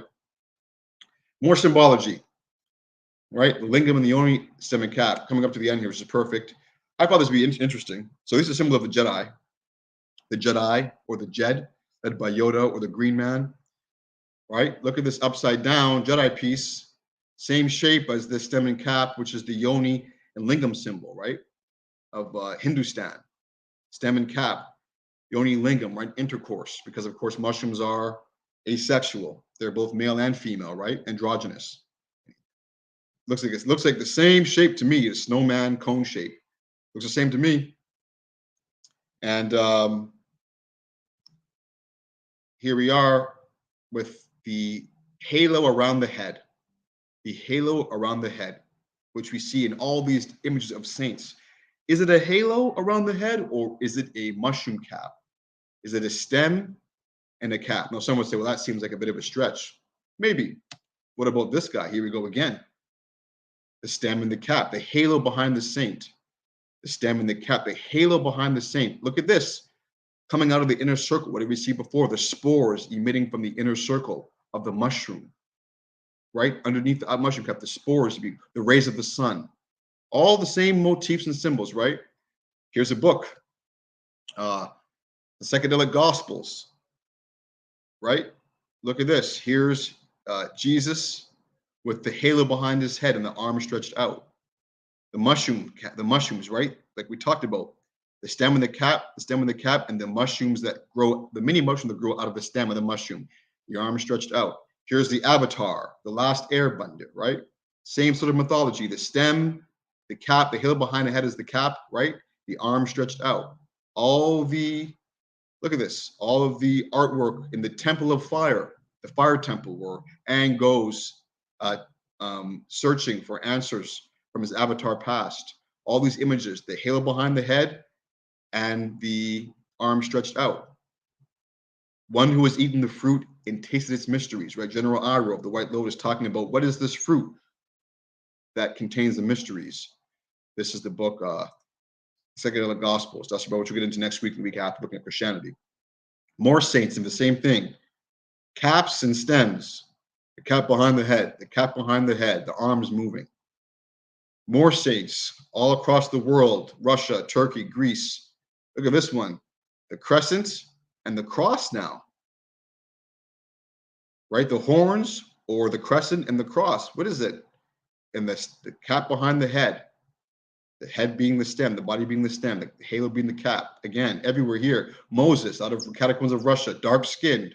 The head, the cap behind the head. The holy prophet Micah and Barbara, right? The cap behind the head, the stem and the cap, everywhere. Why? The chalice, and the mushroom symbol, which we'll get into. Here is Dr. Strange, symbol of Islam, right? The star and the crescent, the star and the horns, right? Look, the star or the cap and the horns or the crescent, the eye of Agaromo, the time stone. It holds the time stone that you can use to travel back and forth through time. The time stone that Thor wanted to get and that he gets in the Avengers Infinity War, right? Where he gets the stone from Doctor Strange that was held in this object, the horns and the cap, the circle and the circle. Here he goes, lying down. What's it? They put him lying. Look, I mean, what are they trying to say? Could it be coincidence that he's lying down? Look at this. Is this a coincidence? He's lying down like this. This is the artwork of the early Christians. Here you go, Dr. Strange lying down, arms outstretched, stem and the cap behind his head. Arms outstretched, stem and the cap behind his head. Noble Drew Ali now. Everybody knows this guy didn't do anything by accident. Arms, stem, and the cap. The sombrero. We'll get to that in another lecture too. Looking at the shape of the mushroom, right? The circle and the circle. What is he standing like this for? Looks the same to me. He talked about being initiated in Kemet, earned the degree of prophethood, so he knew what was going on there. And here he is standing just like the artwork of Kemet, right? Arms and caps and stems. Here we go. The Jedi symbol. Is it the Jedi symbol or is it the Jed? Isn't it the same thing? Look, you have the crescent or the horns and the star in the middle. 10,000 years old, the crescent or the horns and the star in the middle. It's the exact same image, just stylized. Look at this. Remember this stem and cap, right? Here we go. Star Wars, the most recent movie, The Rise of Skywalker.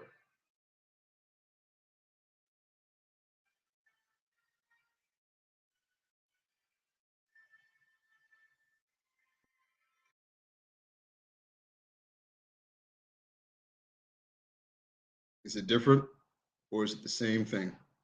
Stem and the cap. Stem and the cap. The halo behind the head. The Jedi.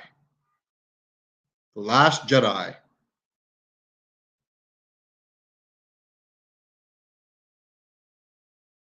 I mean, they're trying to tell us something with these symbols and images.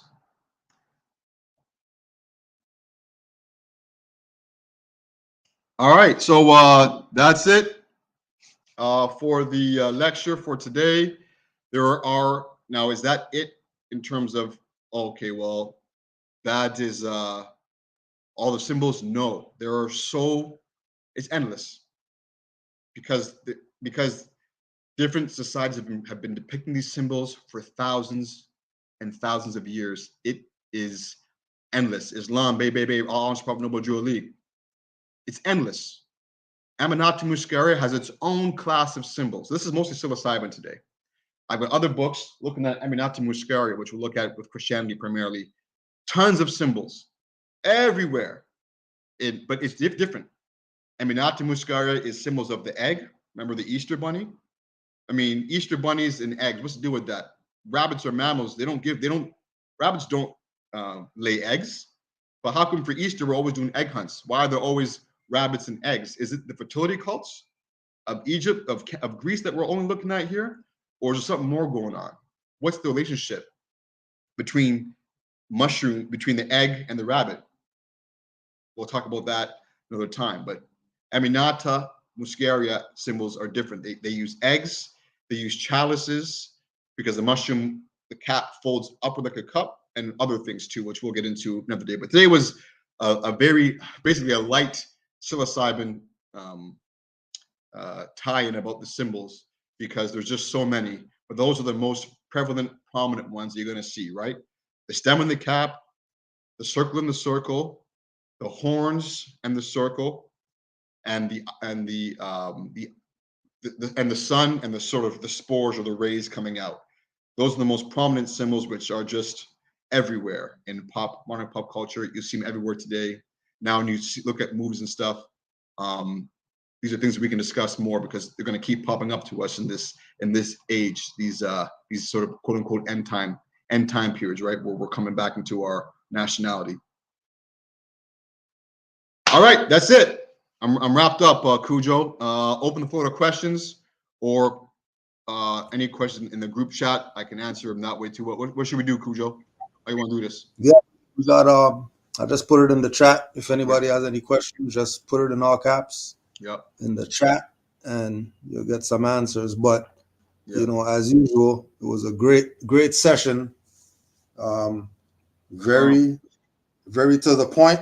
So you know, these Moors, once it's to the point, these Moors don't need. Oh, there's one right there. Hold on. I'll just put all the questions on the screen. Are they safe?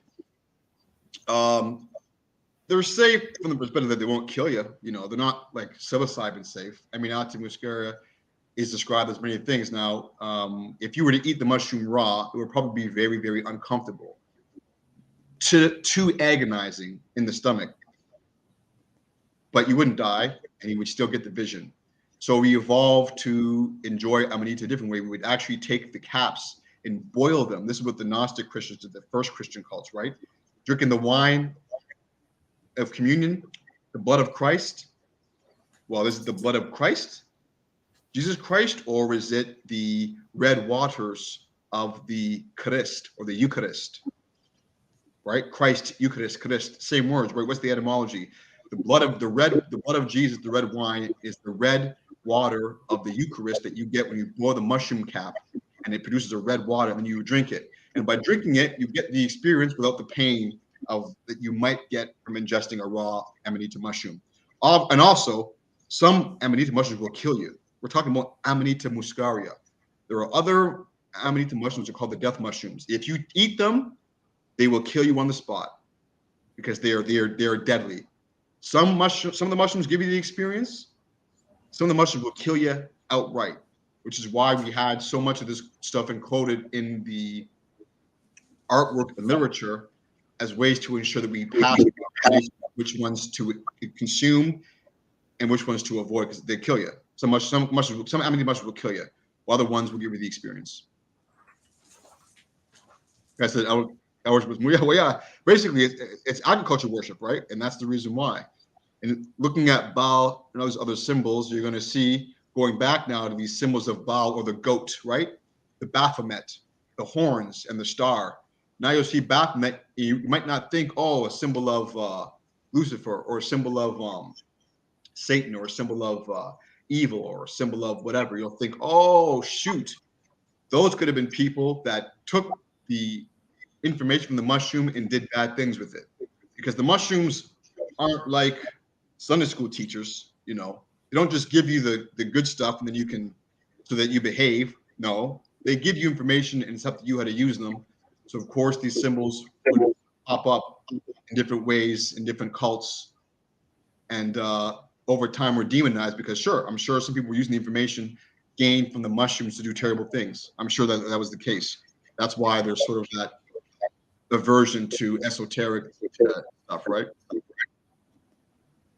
Yes, colors will be used to represent species of mushrooms. Sometimes you'll see colors red and white. Sometimes you'll see red, white, and gold. Sometimes you'll see blue. Sometimes you'll see beige or green. So yes, color schemes are part of the esoteric coding that they used to get the message across to those who recognize them. So it's not just shapes; it's also colors. Yeah.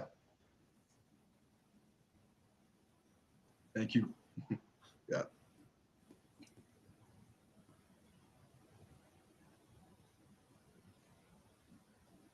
Looking for more questions through the chat because I missed something. Esotericism is something NBC's got to deal with. Well, yeah, they got to deal with it, and that's why we're doing these courses together, because hopefully it's a very public platform. YouTube, people come across information, begin to see these things. Because in Christianity, the esoteric symbolism is the strongest of all the religions because it was a Gnostic spiritual system, right? The Gnostics, the mystic stuff. So their artwork is insane. And modern Christians, if they would look at old Christian artwork, would basically defecate themselves, you know, trying to explain why are there so many mushrooms, undeniable mushrooms in these pictures. I've got a book somewhere on mushrooms in Christian art. Anyway, we'll be looking at it in the future, and it's insane. So that's something that new Christians got to deal with. You got to ask yourself, how come the old first Christian cults didn't have, or sorry, how come the old Christian cults had these pictures and these symbols in them? Why were mushrooms there? Those cults were closer to the first people practicing Christianity than you are. So they must have known something that you didn't. And of course, they have a problem with that, but it is what it is. NASA, Project Paperclip. I mean, I don't know. The moon landing, was the moon landing real or was it fake?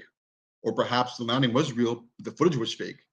Maybe they didn't want us to see what they found there on the moon, so they showed us fake footage. A lot of ways to look at it. You know, my thoughts on NASA is that they're trying to are they concealing information? Well, sure. Every institution that comes across knowledge conceals that stuff. They only let the public know what they want to know. Do they have information that do they have access to something we don't have? Yeah, probably so. You know, so yeah. I mean, I know the work like everybody else on Earth. They're working behind the scenes to find answers to things before the public gets those answers, right? So they can either use it to their advantage or use it to deceive people or whatever the case is, right? Who knows? We should ask them.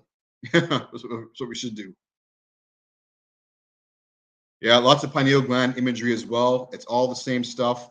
Pineal gland images are mostly pine cones and stuff like that. We'll look at some of the pineal gland images later on, especially because the chemistry of psilocybin in the brain and why it's so specific to our DNA in terms of how we decode its information, we'll talk about later.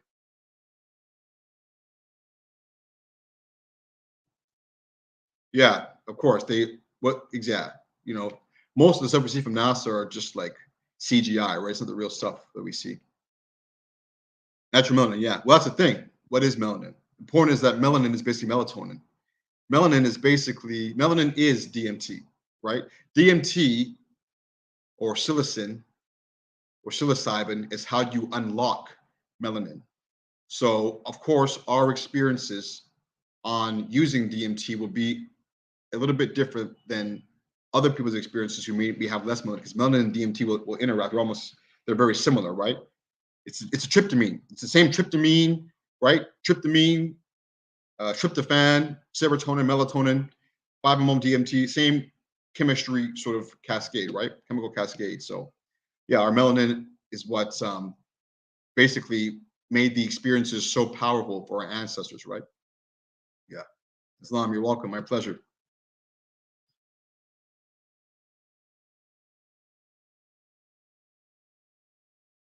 Money a trip. I once pissed myself on salvia. Oh, yeah. I mean, look, we all got embarrassing stories.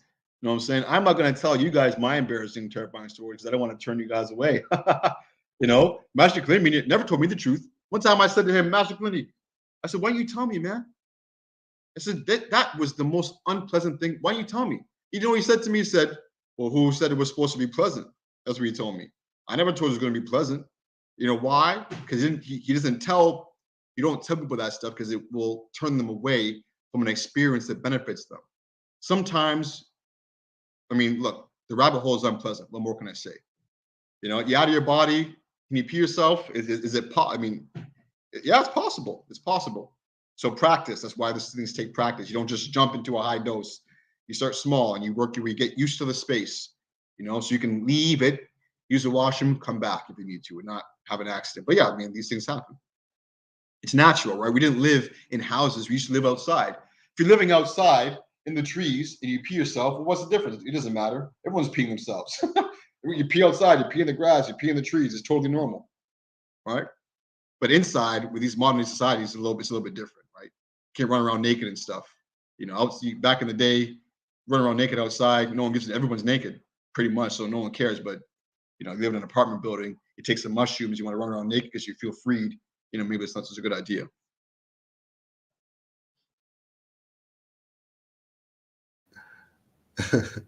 Yeah, you know. That's why Kuzma's like, maybe you're not in the temple. You know what I'm saying? Not yet. Not yet. Walking into a lavatory instead of a museum. No one wants to do that. I understand, Cujo. Anything else that I'm missing, Cujo, that I didn't see in the chat that maybe I'm missing or something? Somebody asked, is there a tincture, and what about the sacred oil called Christos secreted from the pineal gland? Yeah. Okay. So tinctures, yes, we had lots of tinctures based on entheogens. Some of them actually are detailed in the Torah to a T.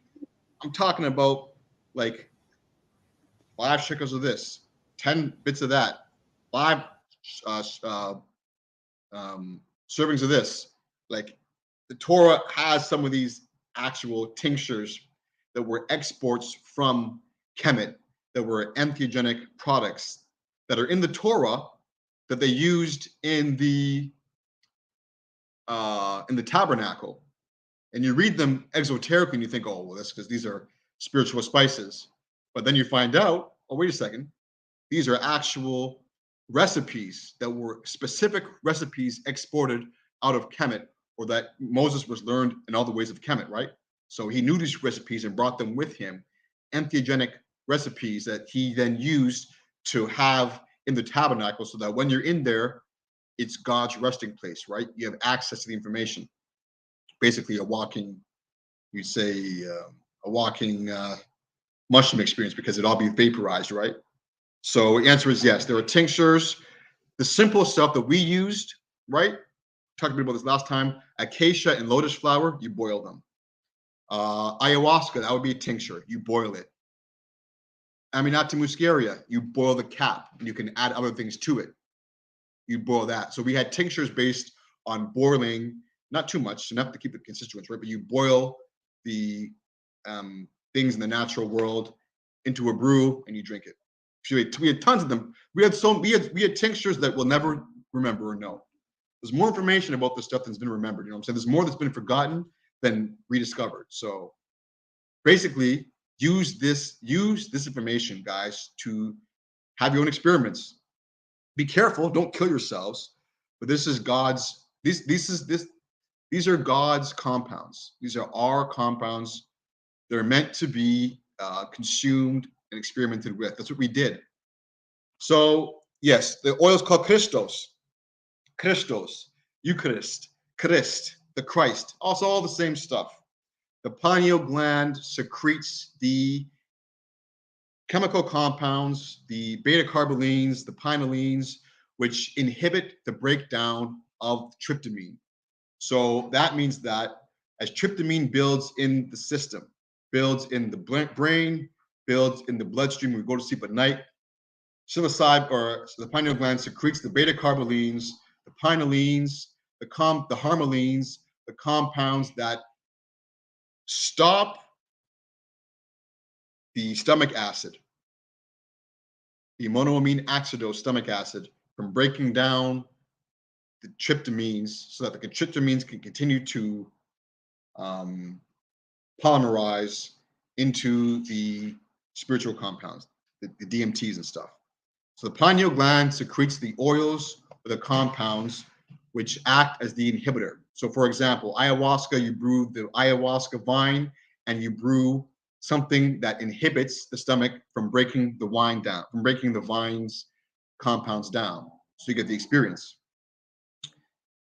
With the Akashic records of the ancestors of Noble Drew Ali, you brew the acacia tree, which has the DMT, and you brew it with the lotus flower, which stops the DMT from being broken down in the system so it can actually enter the brain. The pineal gland is the lotus flower. The pineal gland is the vein, is the vine. The pineal gland is the human compound or entity that stops tryptamines from being broken down, so that way it can enter our brains and give us vivid dreams. The dreams that are so real, you wake up, it's like it was realer than the real, right? The dreams of the patriarchs, the prophets who met these entities, right? That's what the pineal glands, that's the crystals, basically. That's what it is. You can say it's an oil, sure. You can say it's whatever. It's a physical property, the physiological property that it secretes. I have a website, but as you know, I'm a strength coach. So the website I have is actually a trainer's website. It's like my website for my business, payperformance.com. You guys are free to check it out. But I don't actually have a website for this stuff, but maybe I should make one. Maybe we should have a place where we can all come together and contribute things and not just have a written compendium that we spoke about, have an actual online compendium for other Moors and our descendants to look at and check out. Maybe that's a website. Maybe, Cujo, maybe we should talk about that. Maybe have it on the main website or an attachment to the main website or something that we can store these lectures and also store everybody's future experiences and everybody's future information. Because, you know, I'm getting information from Moors that I don't even have. People are sending me stuff. Oh, what about this article? What about this study? And I'm always looking to incorporate, and maybe having a place where we can all access it together is a good thing. So I don't know. I'm open to that idea for sure. But my website is a business website for training. It's not really it's not a website dealing with this stuff. Islam. Jeffrey Bay, yeah.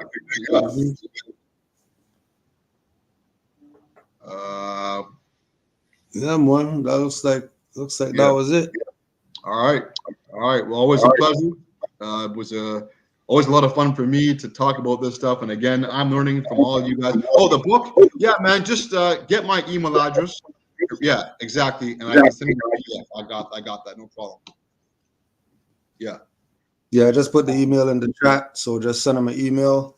Yeah. Subject line the book, and they'll send you the PDF. Yeah. Yeah, no problem. I got you, Richard. Yeah, more. Appreciate it. I know these Moors appreciate it, especially the Moors who are in the realm of the psychedelics and have already been on trips and all that. So it's just adding on, just like you're saying. Everybody has their lessons that they got, their info that they have, and it's good to be able to connect with, you know, like-minded individuals. You know, this is definitely a realm that not everybody delves into, but there are Moors who are in this place, you know. So and then eventually we're gonna get to getting Moors on here after they had their little experiences to talk and exactly and add on to you know, what we've been going through, wherever the end of this is. Who knows where this who knows? Who knows? It goes. Who knows? where it ends, where it takes us, if it ends. Yeah. It just goes on and on, let the universes do right. And down the road will be at other levels, non-physical, still embedded into the information matrix that people can access through the entheogens that our ancestors left for us. You know, that's the goal, man.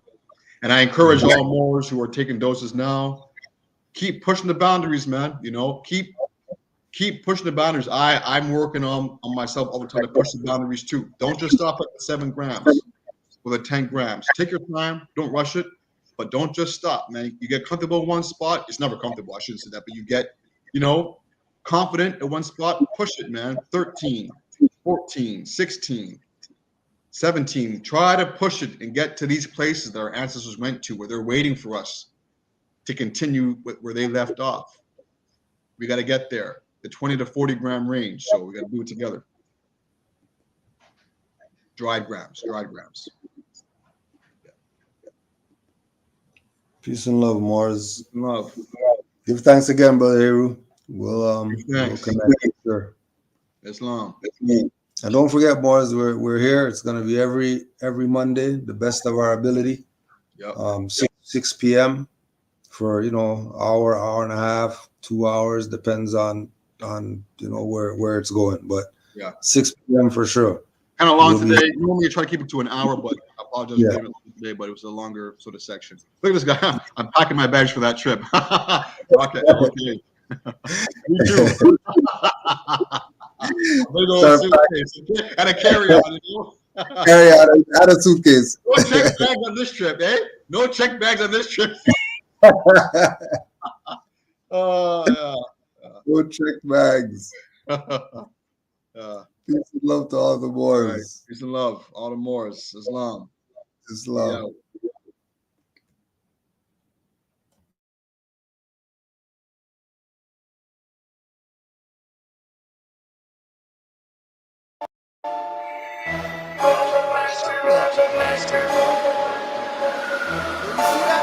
Sounds like it's having a hallucinogenic effect. Not like a drug, which is harmful and wrong, and just say no, kids. But spacey nonetheless.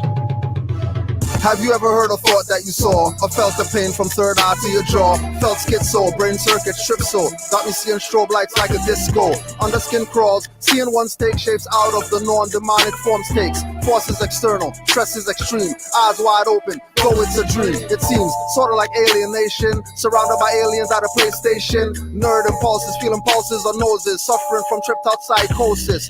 Doses, seeing clouds drip like ET. Sun rays touch fingertips. Reflect kiss off your cheek like lips, repeating like skips, peeling the air in strips, pattern swirl, walls seem to breathe, mixed up senses that I can't perceive. All I see is sounds, I'm hearing what smells, I'm craving the hallucinations like hell. Enter the realm where there's talking gazelles, speaking metaphysic, I'm feeling depressed. Fez wearing hornole puts his hand on my chest and says, breathe in, breathe out, breathe out, breathe in.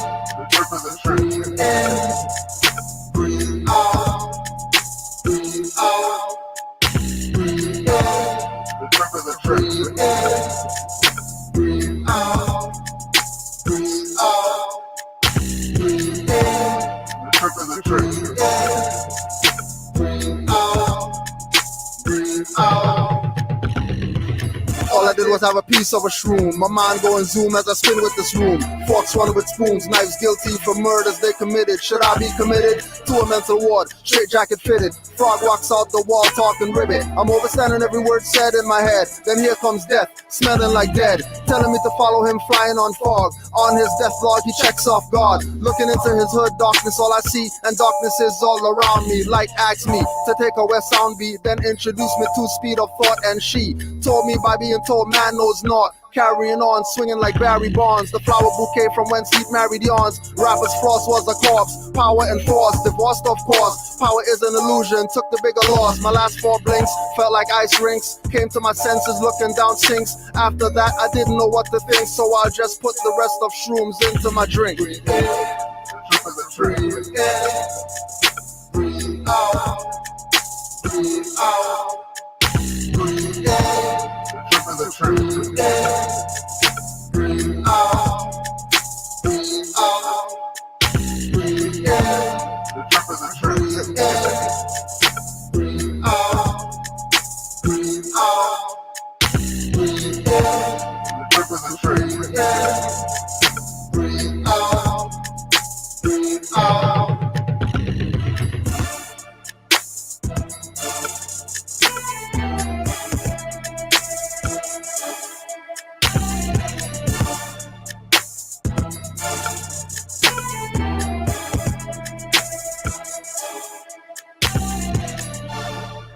represent trip.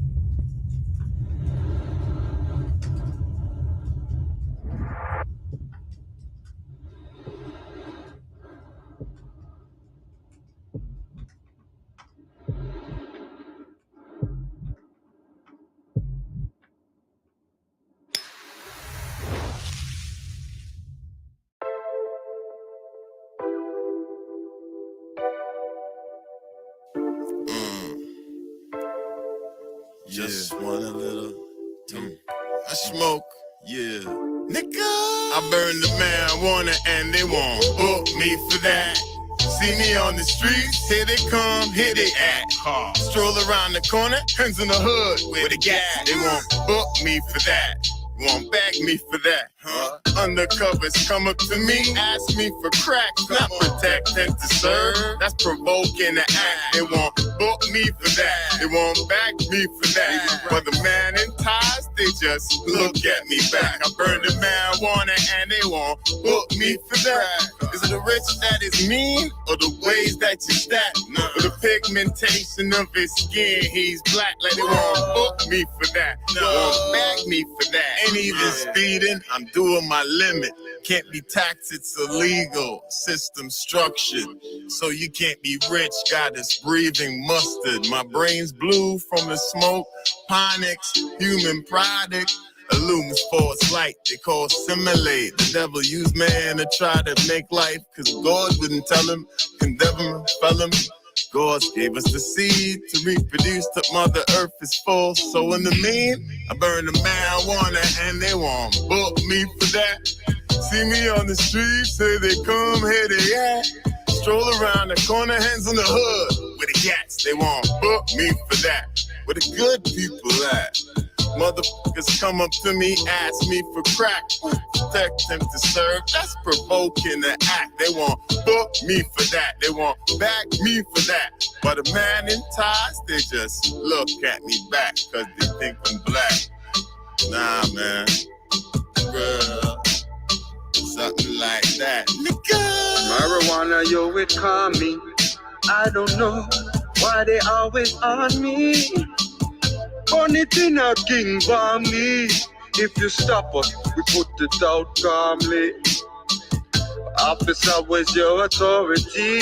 To impede a national on her land or his seas. How I love the sense of me. Bonnet I tell, no grabber in my weed. We check out the stems and seeds. Rolling while I'm rolling, that's a regular tendency. Enough man beat the NC, but me some bubba roots or some ganja tea. I take 2 draws for my enemies. Envious bad mind with the jealousy. But on the nothing we are the remedy. Chef in Zanga bit, we mastered the recipe. Watch this roll, yeah, it's a masterpiece. I don't care who sees, I burn my herb in the streets. The cushion bang is always on me. Few times the pussy them try swam me. Intelligent tone, I tell them calmly, I'm MIA, Moorish Imperial Army. Mind what you say, you might rub me wrongly. Matter in me eye, I bury and beef. Me no even brush me teeth. Me want me tampy, me no get a split it bun, me get cranky. Marijuana and they won't book me for that. See me on the streets, here they come, here they at. Stroll around the corner, hands in the hood with a gat. They won't book me for that. Won't bag me for that, huh? Undercovers come up to me, ask me for cracks, not protect and to serve. That's provoking the act. They won't book me for that. They won't back me for that. But the man in ties, they just look at me back. I burn the marijuana and they won't book me for that. Is it the rich that is mean, or the ways that you stack?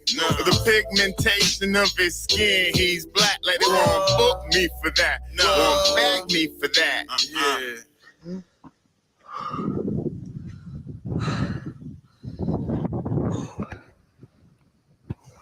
Whew. Fuck me, that was intense.